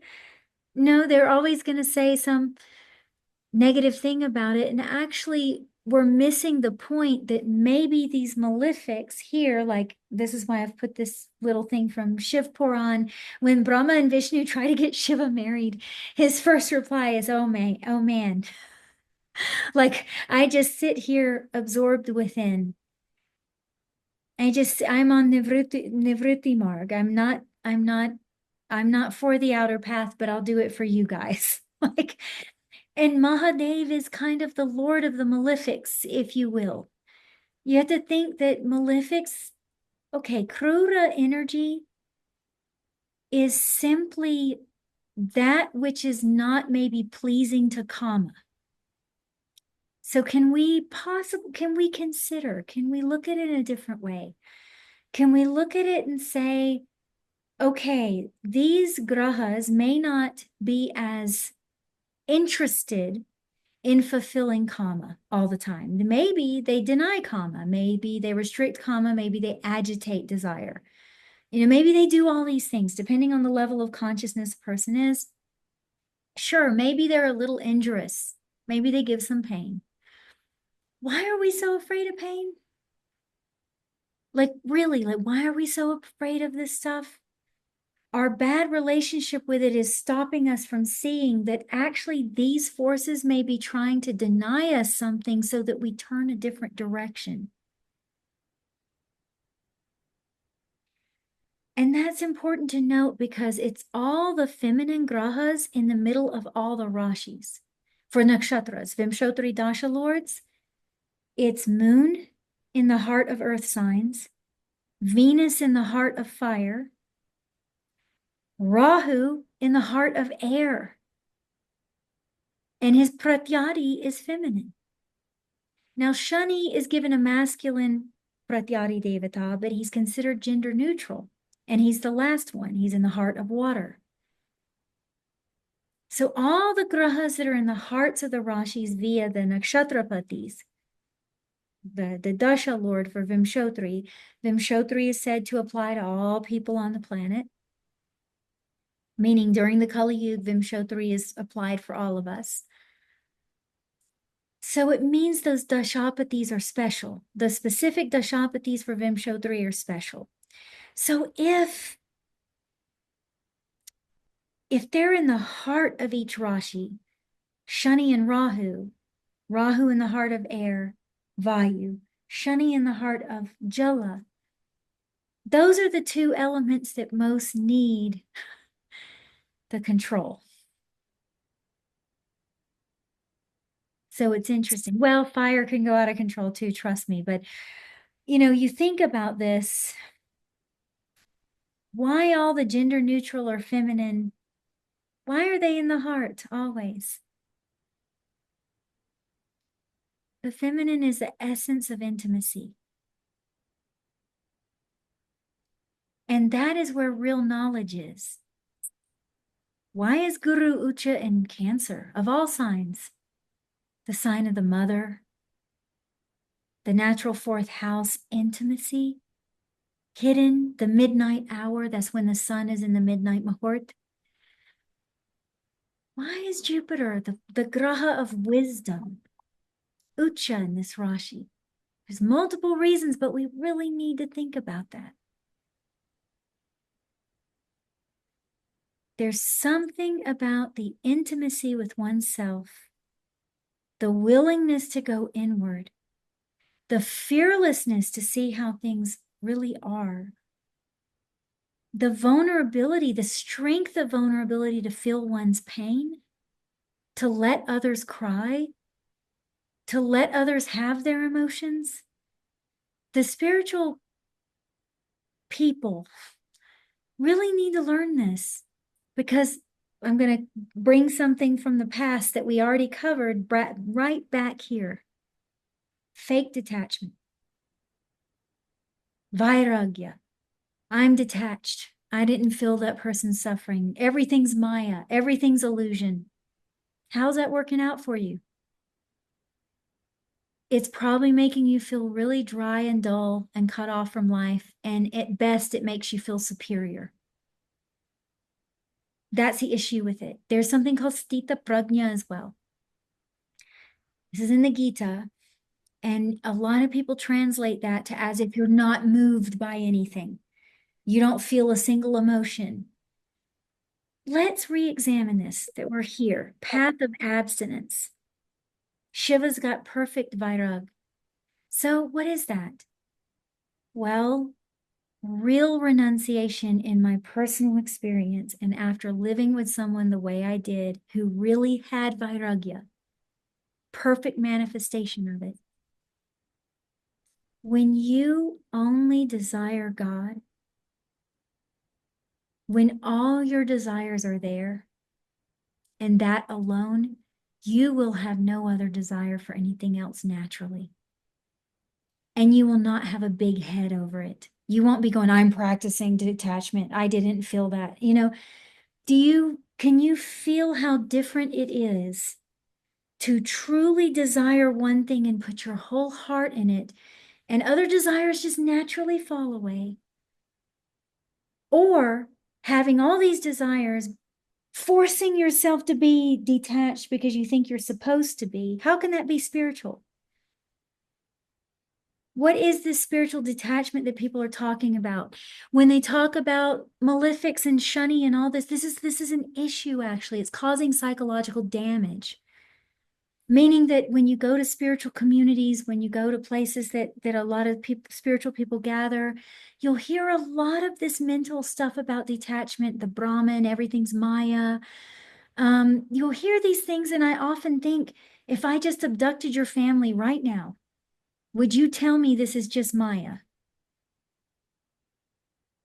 Or if someone just came and even stole all the money in your bank account, watch how fast that detachment goes out the door. They're okay feeling that emotion, but they couldn't feel the emotion for the mother and the child that are on the street that need a piece of bread, or the emotional friend that's just been hurt. They have to lecture them about detachment. Something's off. When you can't feel the pain of others, you're not spiritual. I actually say that with all my heart. I know it. And you know me, I'm not the kind of person to usually say, I know things. I'm usually giving too many disclaimers. But with this one, 100%.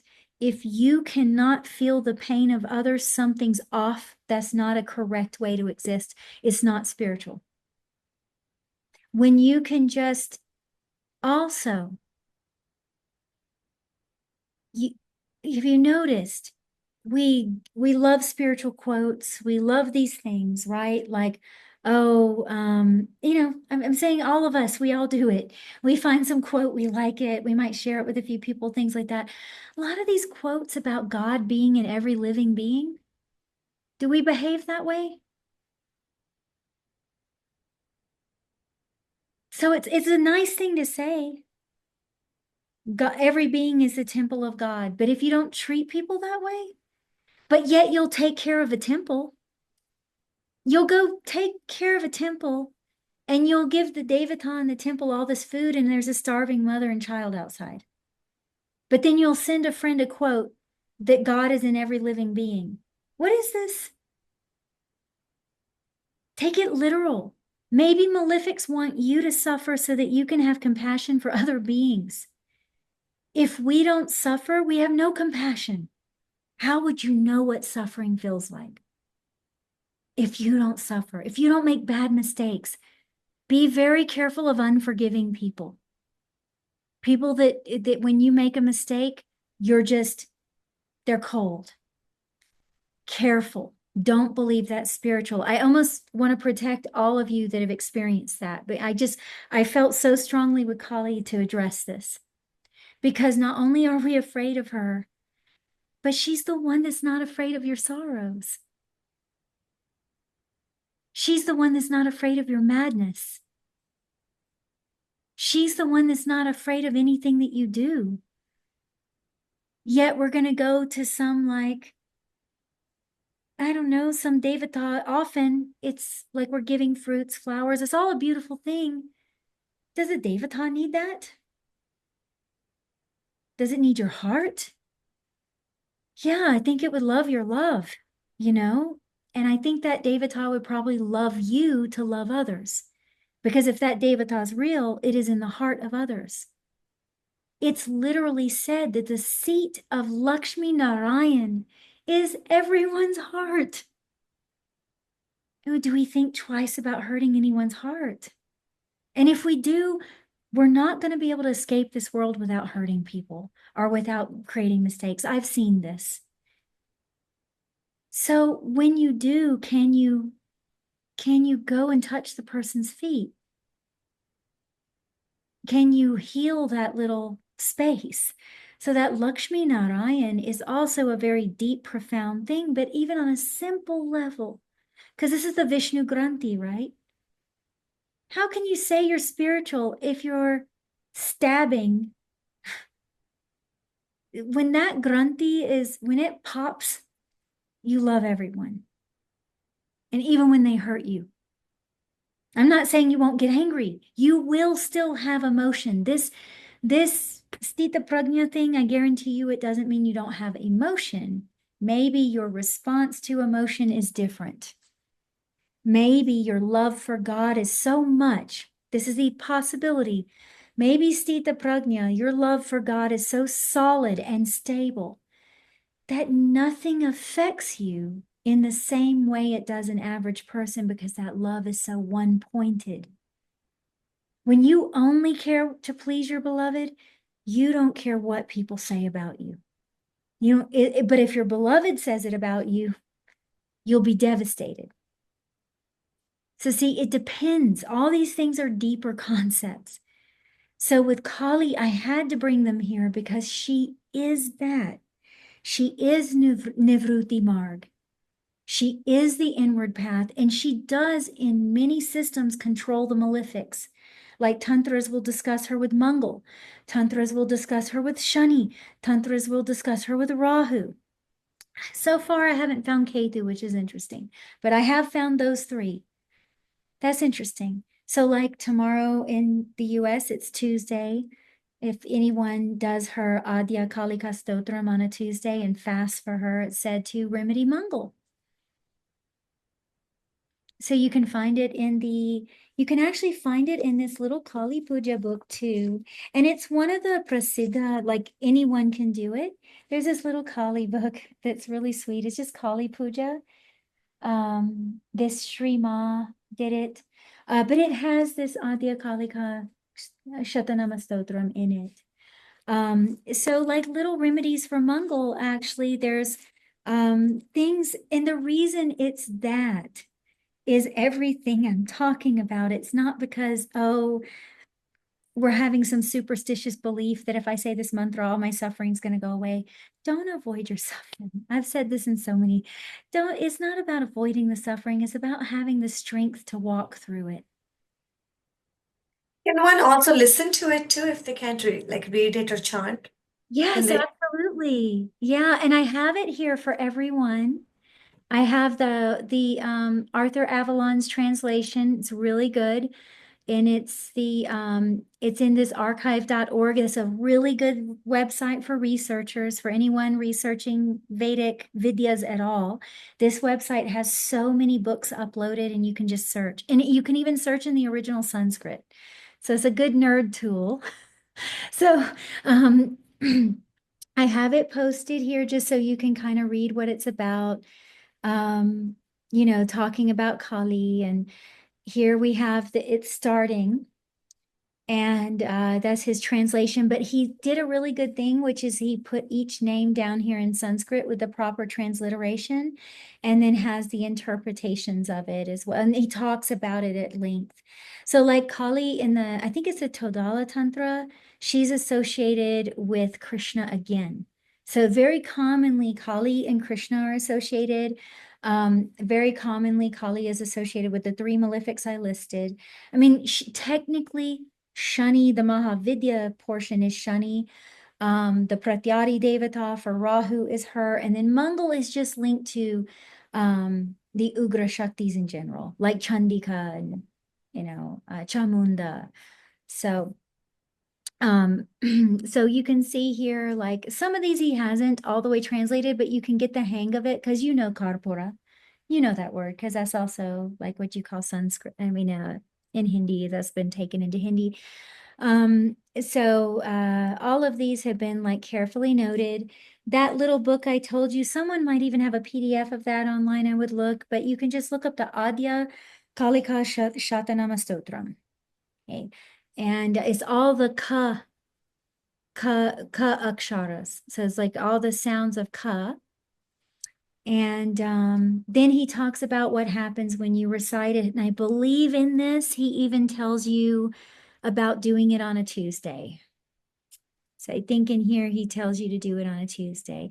Naturally, Ma Gauri, her day is Monday. So naturally you do her remedies on Tuesday. That's how it actually works. So like Shukra, Shukra is an interesting one because it kind of Devi, you fast on Tuesday and Saturday because her days are Monday and Friday. And so is kind of how that remedy thing works. Like Mahavishnu is Wednesday, but you worship him on a Thursday for the remedy. So Wednesday, the Devata, like Budh Graha is technically linked with Vishnu, but you do all of his things on a Thursday. So this is, I think, from a different tantra. I think it was Todala Tantra. Todala, I think it is. Yeah, I put it there. I did put it there. Okay, good. And it's also at archive.org. This is just for people to investigate. Some things in the text are, you can tell when there's been influence from outside and dark ages kind of things. So you have to kind of look over that and just try to extract the essence. Leave the dirty water and try to take the milk. I would say this is always the best way to approach any Shastra because we really don't know who's tampered with it. But this one's interesting because he's just, for those people that are interested, Shiva is telling Devi about the different forms of his different rupas in the chakras and who he's united with and all of that. So people that are interested in like yoga tantra and things like that, I just wanted to show that a lot of the tantras are like a treasure house for these things, and people may not know because there's so much like Vashikaran and all that kind of stuff going on, and people aren't maybe looking at it this way. So that's it. Wow. I feel intoxicated with knowledge. Wow, it's like I've been feeling emotional too, and it's just really interesting as you're speaking. It's just, I mean, in general, whenever like I'm doing any kind of interview and any kind of these sessions, I just feel like because you have such a healing presence, I just feel flushed and just goosebumps and just feel so, it was very educational and very profound and deep. You know, Thank you. you're like a sister. So this was just, it was the perfect place to share this because you also have devotion to Devi too. So there's that connection there. So yeah, did you have any questions that you think anyone might? I asked, yeah, I had one question when you were talking about the Bija mantra, Hmm. and just really someone who really deeply wants to connect with inward, like, so is that like, for example, if someone is doing this, like, can anyone do the mantra or it has to be initiated? And if you're doing the mantra, is it more like you really get focused and is it the inward journey? I just wanted to ask that. That question was in my mind. Beautiful question. Okay, so that is a wonderful question. I'm really happy you asked that because actually I should have taken responsibility to answer that naturally. In my experience, you don't want to just pick up any mantra and start doing it. I do think there's a purpose in initiation.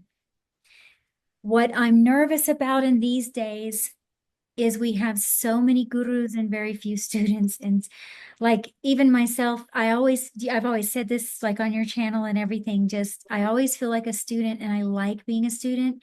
I also know the cost of teaching, the cost of running my mouth. There's a cost.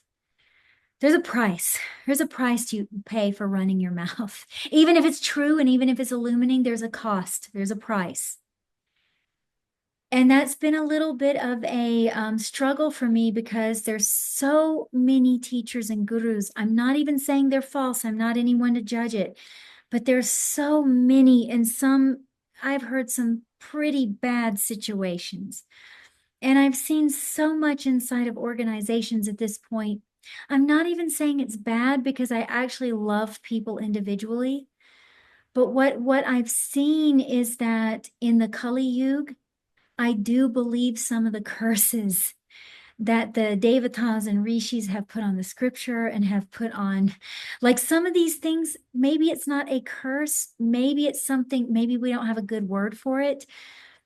But I will tell people to be very careful about going to gurus for initiation. Be very careful who you're taking to be a guru. Be very, very careful. You can get really hurt. Don't just go give your faith blindly. If you're the kind of person that can go and just get initiated, here's what you want to look for. Someone who has done the mantra enough times to have mantra siddhi. You even have permission to ask that guru if they have mantra siddhi. Now, if they are a Jivan Mukta or a Paramahans, like if you're in the presence of Paramahansa Ramakrishna, he does not need to have some mantra siddhi. He has it naturally. He doesn't need to do, Om Namah Shivaya 500,000 times to get mantra siddhi. Someone like, if you're getting it from someone like your own guru, if you're getting that person you don't have to ask. But if you're coming to someone that is like a scholar or they're, please ask them if they have mantra siddhi. It's not so, it is written down in these books. Now, the second part to this, they didn't record the real secret things in books. So even if you get the tantras, you're going to be real confused.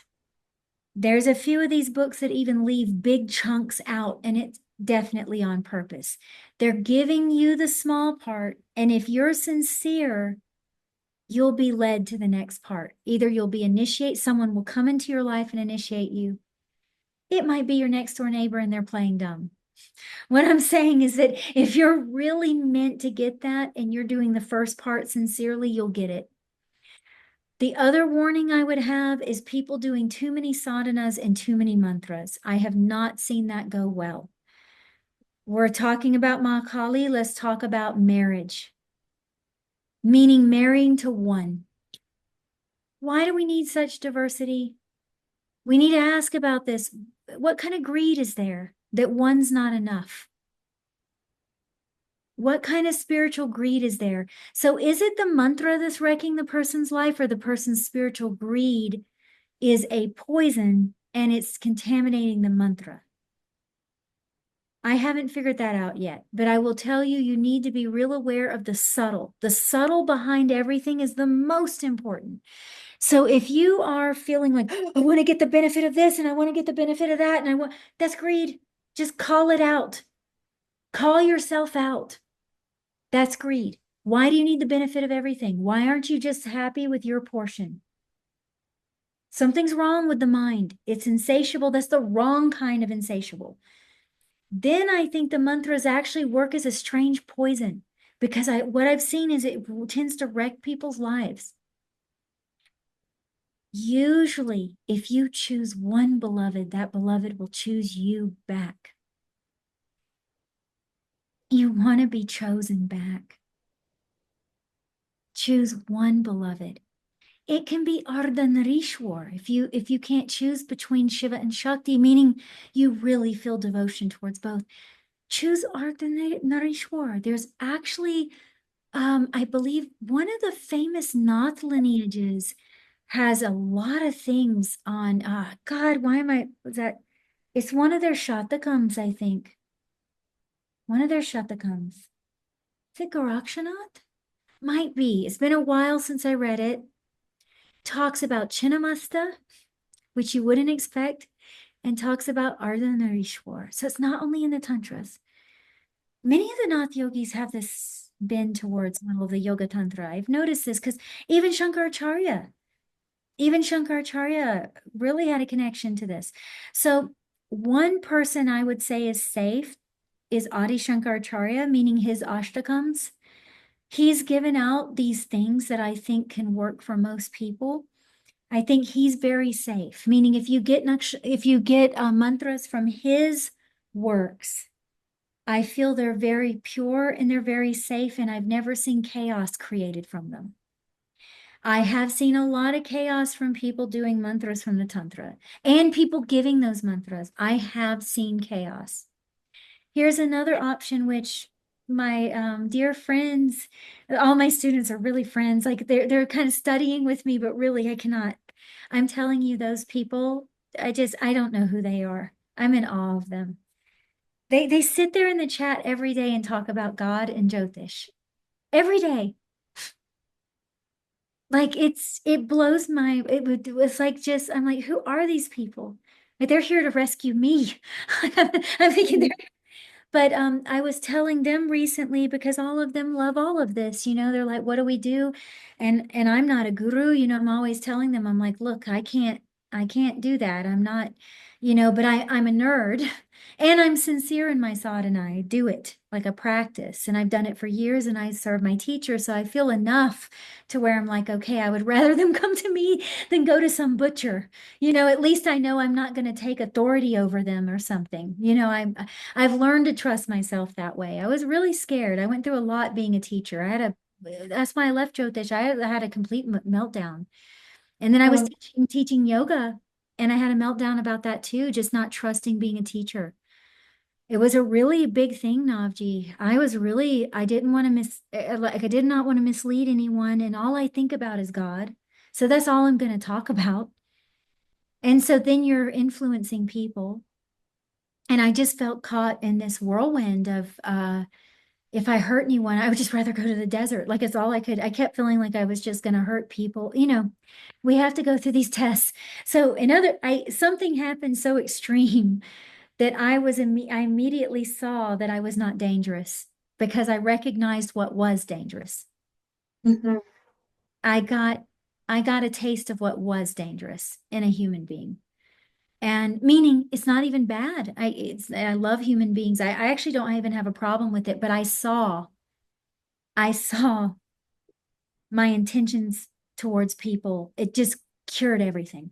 So these friends, I've just been like, okay, guys, I will do this. I'll do this for you because I'm not a guru. Let's get you to the guru that the Shastra and the Agama say is safe for everyone.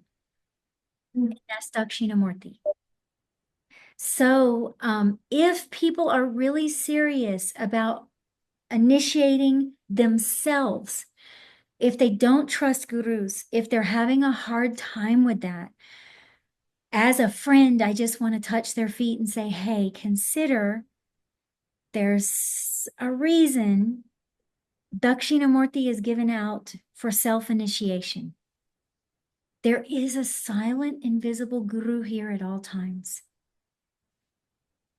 And if you really call from your heart, it will come. I almost wish some of those people were here right now. I don't think they're awake, but I wish they could just tell you the stories that they did. They all went and did their own initiation. It was like one of the most beautiful things I'd ever seen because they were really wanting to do this, and they want to start practicing some mantras on their own, and they've all chosen ishtas and all of these things on their own. It's like everyone's so different. There's not like one, like one thing that everyone likes. People are very different in this group. It's very beautiful. I love them. Just talking about them, I just love them so much. But anyway, so they did it, and some of them were just coming back and saying, "Oh my God!" Like their heart was just like they actually communed with the invisible guru for a minute. If your longing is enough, you will feel that, or you will see it. You'll actually see. That is I promise you that's possible. I don't say that with mincing words at all. Whatever it is supposed to come to you will come, and you can bypass the middleman. Now, there is a point where you may need guidance. But what I would recommend people that don't have, if you have a guru, get it from your guru. Ask your guru, should you be doing this? If you don't have a physical guru, then what I'm saying, Dattatreya, Dakshinamurti, and there's some forms of Ma that are considered an eternal guru. There's a mantra for Saraswati, Om Aim Guru Saraswati Namaha. You just put the word guru in there. There's even the universal guru mantra, the Guru Brahma, Guru Vishnu, Guru Devo Maheshwara, Guru Sakshat Parabrahma Tasmai Sri Guruve Namaha. Even that, because see, everything about the guru, we don't understand. The real guru has form and does not have form. Can be there with you right now, is with you right now, living in your own heart. Now, one thing they say with this Dakshinamurti, which I'm not an authority to initiate anyone into, you'd have to look it up on your own. I just feel safe I feel safe telling you that you can pick one of his simple mantras and do your self-initiation. I feel safe saying that. Now, you don't want to initiate yourself into something very harsh. I would not recommend the cream, whom, like not for most people. Now, if you've already been doing this for years, that's okay. But I want to debunk the idea that all mantras are good for all people. It's not true. Not all things are good for all people. It's not prescriptive. As a matter of fact, Dennis Harness told me this wonderful story about Ramana Maharishi and Paramahansa Yogananda. So apparently Yogananda went to Ramana and asked him for a prescription for the public. Like, what can we do to bring the peace of Yoga Shastra to the world? Because everyone deserves to have that peace. How do we do this? How can we do it? The world's so material, all these. So Ramana Maharishi, he says, no prescription, basically different medicine for every patient. He says you can't. The path is so individual that it is actually impossible for the same thing to be good for everyone besides oxygen and water. it it is so I found that I literally went and searched for the story after he told me, because Pauji, who I served, had a famous saying. He was always saying different medicine for every patient. But I'll say, doing something like this daily, because it is prescriptive for the humanity, I have not found this harmful myself. And I had friends living with me, and they would wake up early in the morning and do it with me every morning, and there was nothing bad happening from it. I will say, however, one of the gentlemen came to me and said that he started feeling abnormal amounts of lust. So see, this is why you need to do some of these things under a guru. See, Bauji actually initiated me, not so much in the ritualistic way, but through Shakti and Shiva. He was always telling me to do this or do that. So see, for me, it might not have had that effect. And so for someone who's purifying their channels, perhaps, what gunk is in the channels, you don't know. And if this starts moving that stuff through the channels, then yeah, you can start feeling moody, you can start feeling angry, you can start feeling lusty, you can start feeling fear. What I would say is for people to think about these things really deeply before they do it. And if you chant something like this, maybe think about going to someone. There's a really lovely, very adorable person on YouTube that someone sent me. I think it's Nick the Fish. Do you know who that is? I do. No. He talks about Devi and Shiva with all this like enthusiasm and love. He's adorable. Like, he's actually adorable. Like, if you were to find someone like that and they chant this, because he focuses on Devi so much, and because it's not even that he needs to be a saint. It's the fact that he's carrying the imprint of some kind of dharana in that path. And so when you associate with those people, you get the essence of something a lot quicker. It doesn't always have to be a saint. Now, if you do know a saint, go associate with that saint if they're not in hiding. Don't bother them, don't expose them, But I would say, so this is, as you can tell, an intricate topic. Maybe we do a video on that too. Maybe we go through some things with that. If people are interested in mantra shastra, that's Yeah, sorry. Yeah, I would love that. yeah, it's really interesting. So I would encourage anyone who wants to initiate themselves into Devi or into Shiva, any one of those traditions. One thing is that Shiva has said in his Purans and in the Tantras and elsewhere, be very careful of overly ritualistic things, because in the Kali, they don't often bear fruit. So one thing is the repetition of the name of God. Even the Tantras mentioned, they have more systematic things, because Tantra is more linked to a science. Like the yantra, when you draw, because you're with Tantra, if you're the type of person that needs to draw out a yantra, touch certain parts of your body and say a mantra, focus on a divine form or embody a divine form. A lot in the Tantra is specifically the Tibetan Tantra. You actually see yourself as the emanation of that Devata. You see yourself as the emanation of that. So if you're attracted to those kind of practices, Tantra is for you. Yantra, mantra, all of that. If you're attracted more to bhakti, you can use some of the things from the Tantra to enhance your bhakti. So I would say in the beginning, go to Dakshina Murti. Dakshina Murti is the one that it's said is safe for you to go to. This is also from Markandeya. There's a Dakshina Murti Upanishad. There's Dakshina Murti Samhita, which has a lot about the Nitya Devis. It has a lot of stuff relevant to the moon in Jyotish.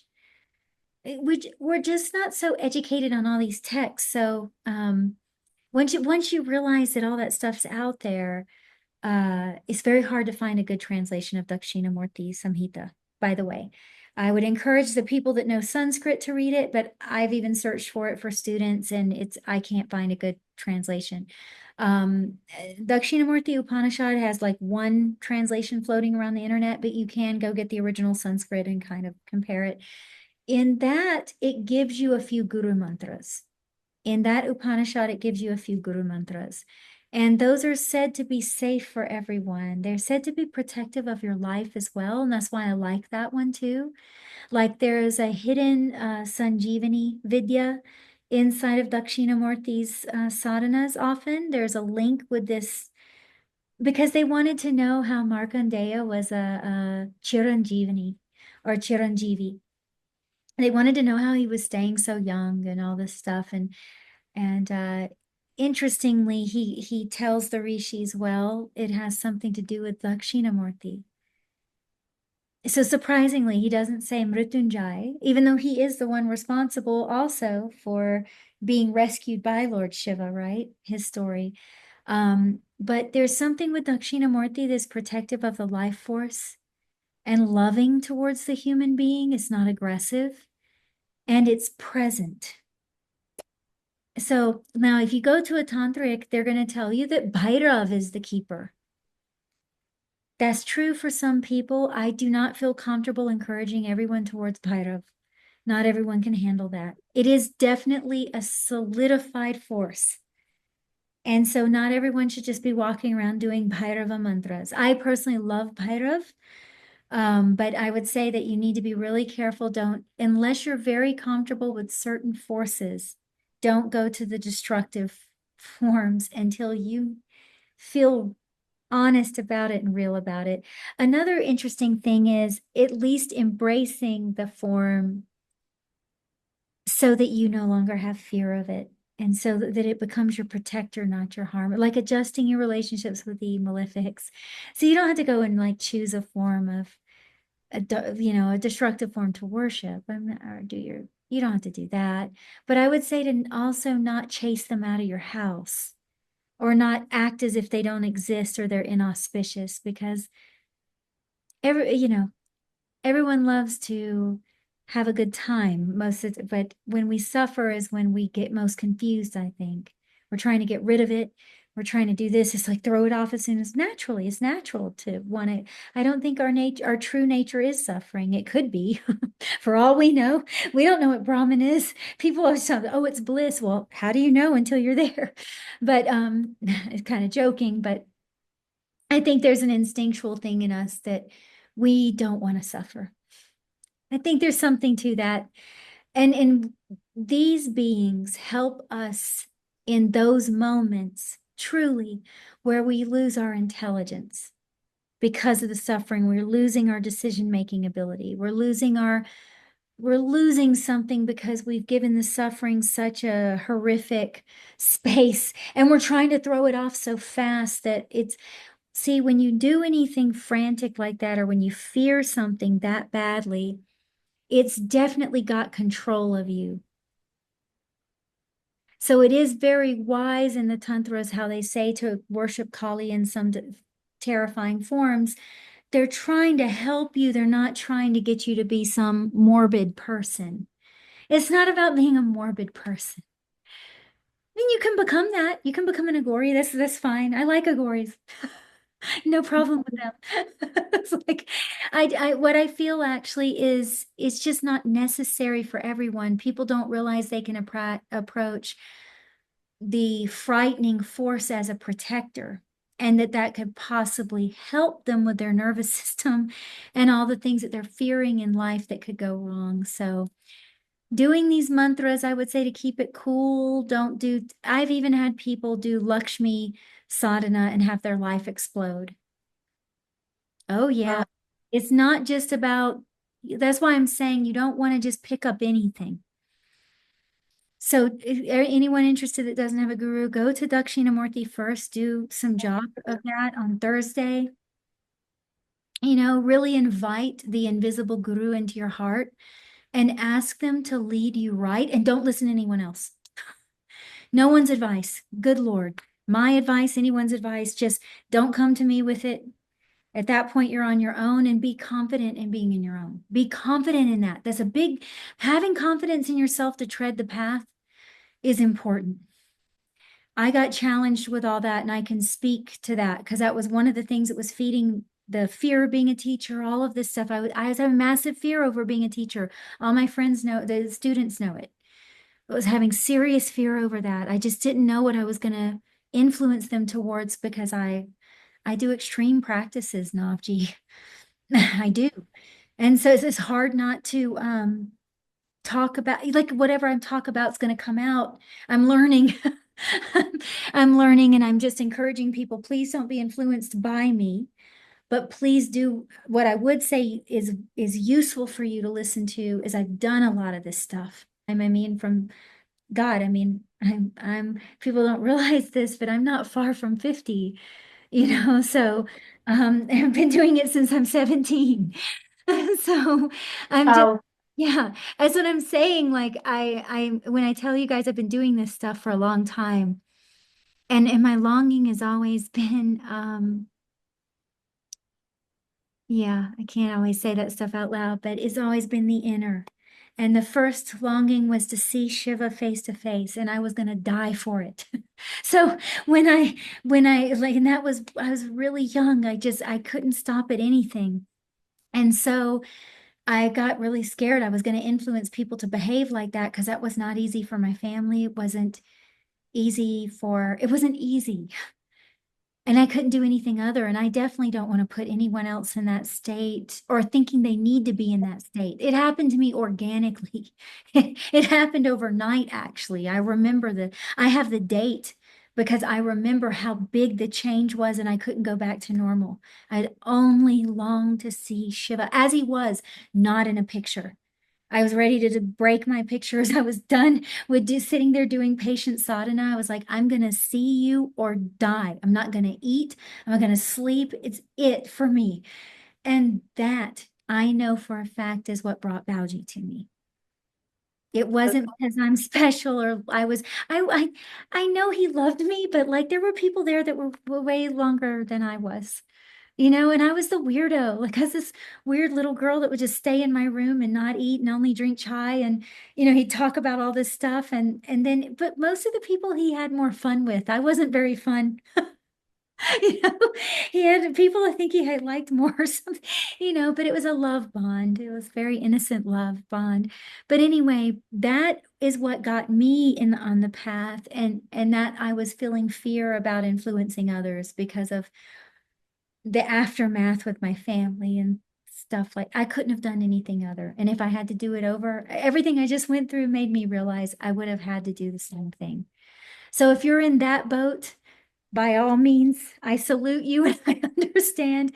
But as far as if you're living a normal life, if you're a householder, I live with my brother with 8 cats, like we're That's and they're so cute. I've seen the pictures on Facebook. oh, trust me, wait, there's going to be dogs, there's going to be snakes, there's going to be everything. It's not only cats. Anyway, if you live a life like that, then you can probably do all these crazy practices. But please, if you're at home, you have a family, and you're taking care of your family, or you have responsibility for children, things like that. I don't be influenced by this. Please take care of your life. Take care of your life and choose mantras that feel like they're from your heart. Like just do from your heart, because doing all of this, I can't promise you it won't turn you into somewhat of a renunciate or somewhat of a not renunciate, but something's saying. So have an understanding of where you're at. Be honest with yourself about your desires.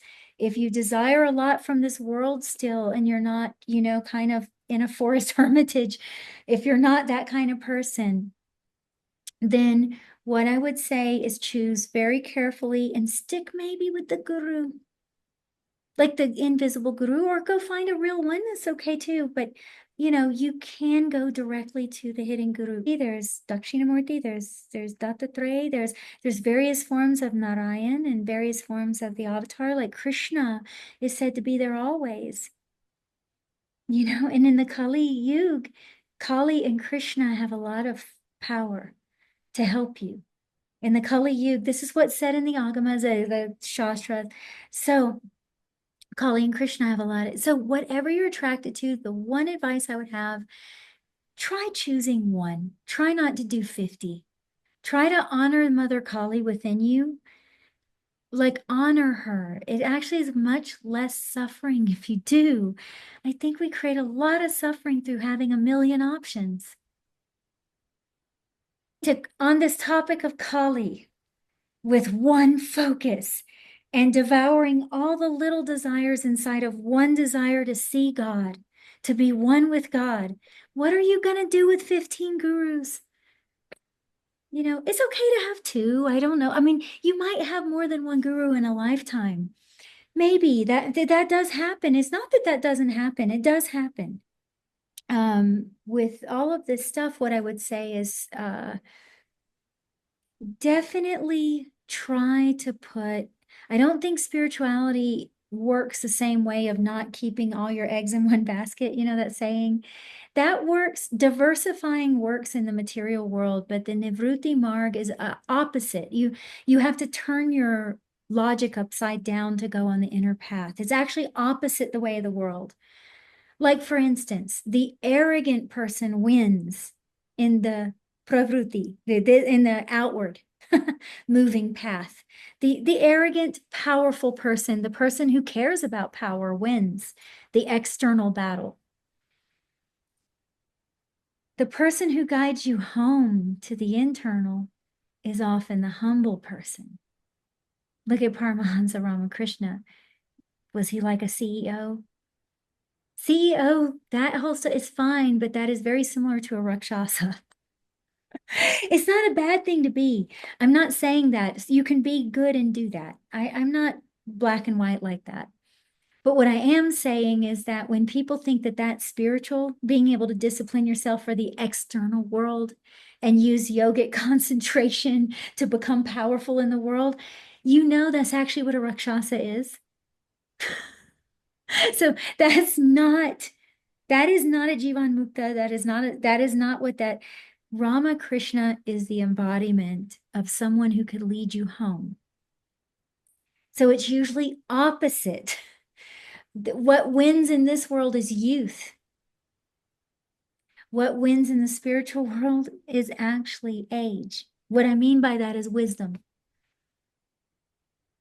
Everyone caters to youth here. I'm so tired of it. Like for me, like I was tired of that when I was 17. I actually knew that for me, it's when people would make a big deal out of my age, even then I would go, uh-oh, they've got an illness. That was the first thing I would think. I was like, uh-oh, that's an illness. Stay away. When people start talking too much about young people, I'm like, I don't know. Or old people or anything. It's like, come on. What is that? It's because we're very influenced by this external thing that we start valuing it. And there's nothing wrong with valuing it. I'm not even against it. But if your passion is towards the internal, you'll have to look at things a lot differently than how you would approach things externally. Sometimes the way you live your external life will matter because the things you do will affect your path. But that doesn't mean that you become all powerful in the external and then expect to have the internal too. As a matter of fact, that's a funny thing I was talking about in a workshop. Alexander the Great came to India. He got his butt kicked in India. That's what I think. I don't think Western people want to admit, but I really think he got a run for his money. That's what the evidence points to. I think he had a hard time. So I think India is, some a little bit Jagat Guru. There's something going on with India that's not going on in any other place. But anyways, he goes there and and he wants to learn from the wise people because it's a big Greek thing. They had their philosophers. They were very intelligent people, extremely intelligent. So he's coming to India. He's like, okay, I want to meet your wise people, your special people. I want to meet them. Now we're talking about avaduts. We're talking about avduts in the forest. We're talking about people in the smushan or in the samshan. We're talking about all those kind of people. And they look at him because he wants to know their knowledge. And he's like, it's like shaking their head. They're like, We fought hard, as hard as you're fighting to be a king of the world. We fought that hard to lose everything. We want to lose everything that you're gaining. So how will you understand us? That is Nivruti Marg. That is the inner path. It's like Alexander coming to ask for wisdom. He's thinking he's going to get some grand storytelling. And they're just like, all we know is we don't want what you have. We have worked very hard to lose everything. You're still trying to gain everything. That's the secret. That's the secret to the inner path, is it's upside down. The one who's lost everything will lead you home. The one who's gained everything is going to be the most problem on the path. And that's the person that everyone's going to have to carry, because that person's going to not want to let go of anything. They're going to be carrying a suitcase and this and that. And then life makes them suffer until they let go. This is the inner path. So for the inner path, definitely approach it realistically at your level, and approach mantras realistically at your level. Approach gurus realistically at your level. You know, be the one of the biggest gifts you can have is self-honesty. So if you have that, it'll protect you. And it'll protect you. So yeah, Navji, I think we've gone a long time. I think we've gone a long time. Mahakali Ma. Time. No time. And we have a visitor. Yeah. This is Yo Mama. Oh my God, so cute. She's born in 2010. So she's 14? Yeah. Wow. Yeah, she's 14. It's old for a cat. She's our elder, Mike. But yeah, okay. So this has been so beautiful for having me. Thank you. Self-honesty. Self-honesty really stands up for me. Yeah.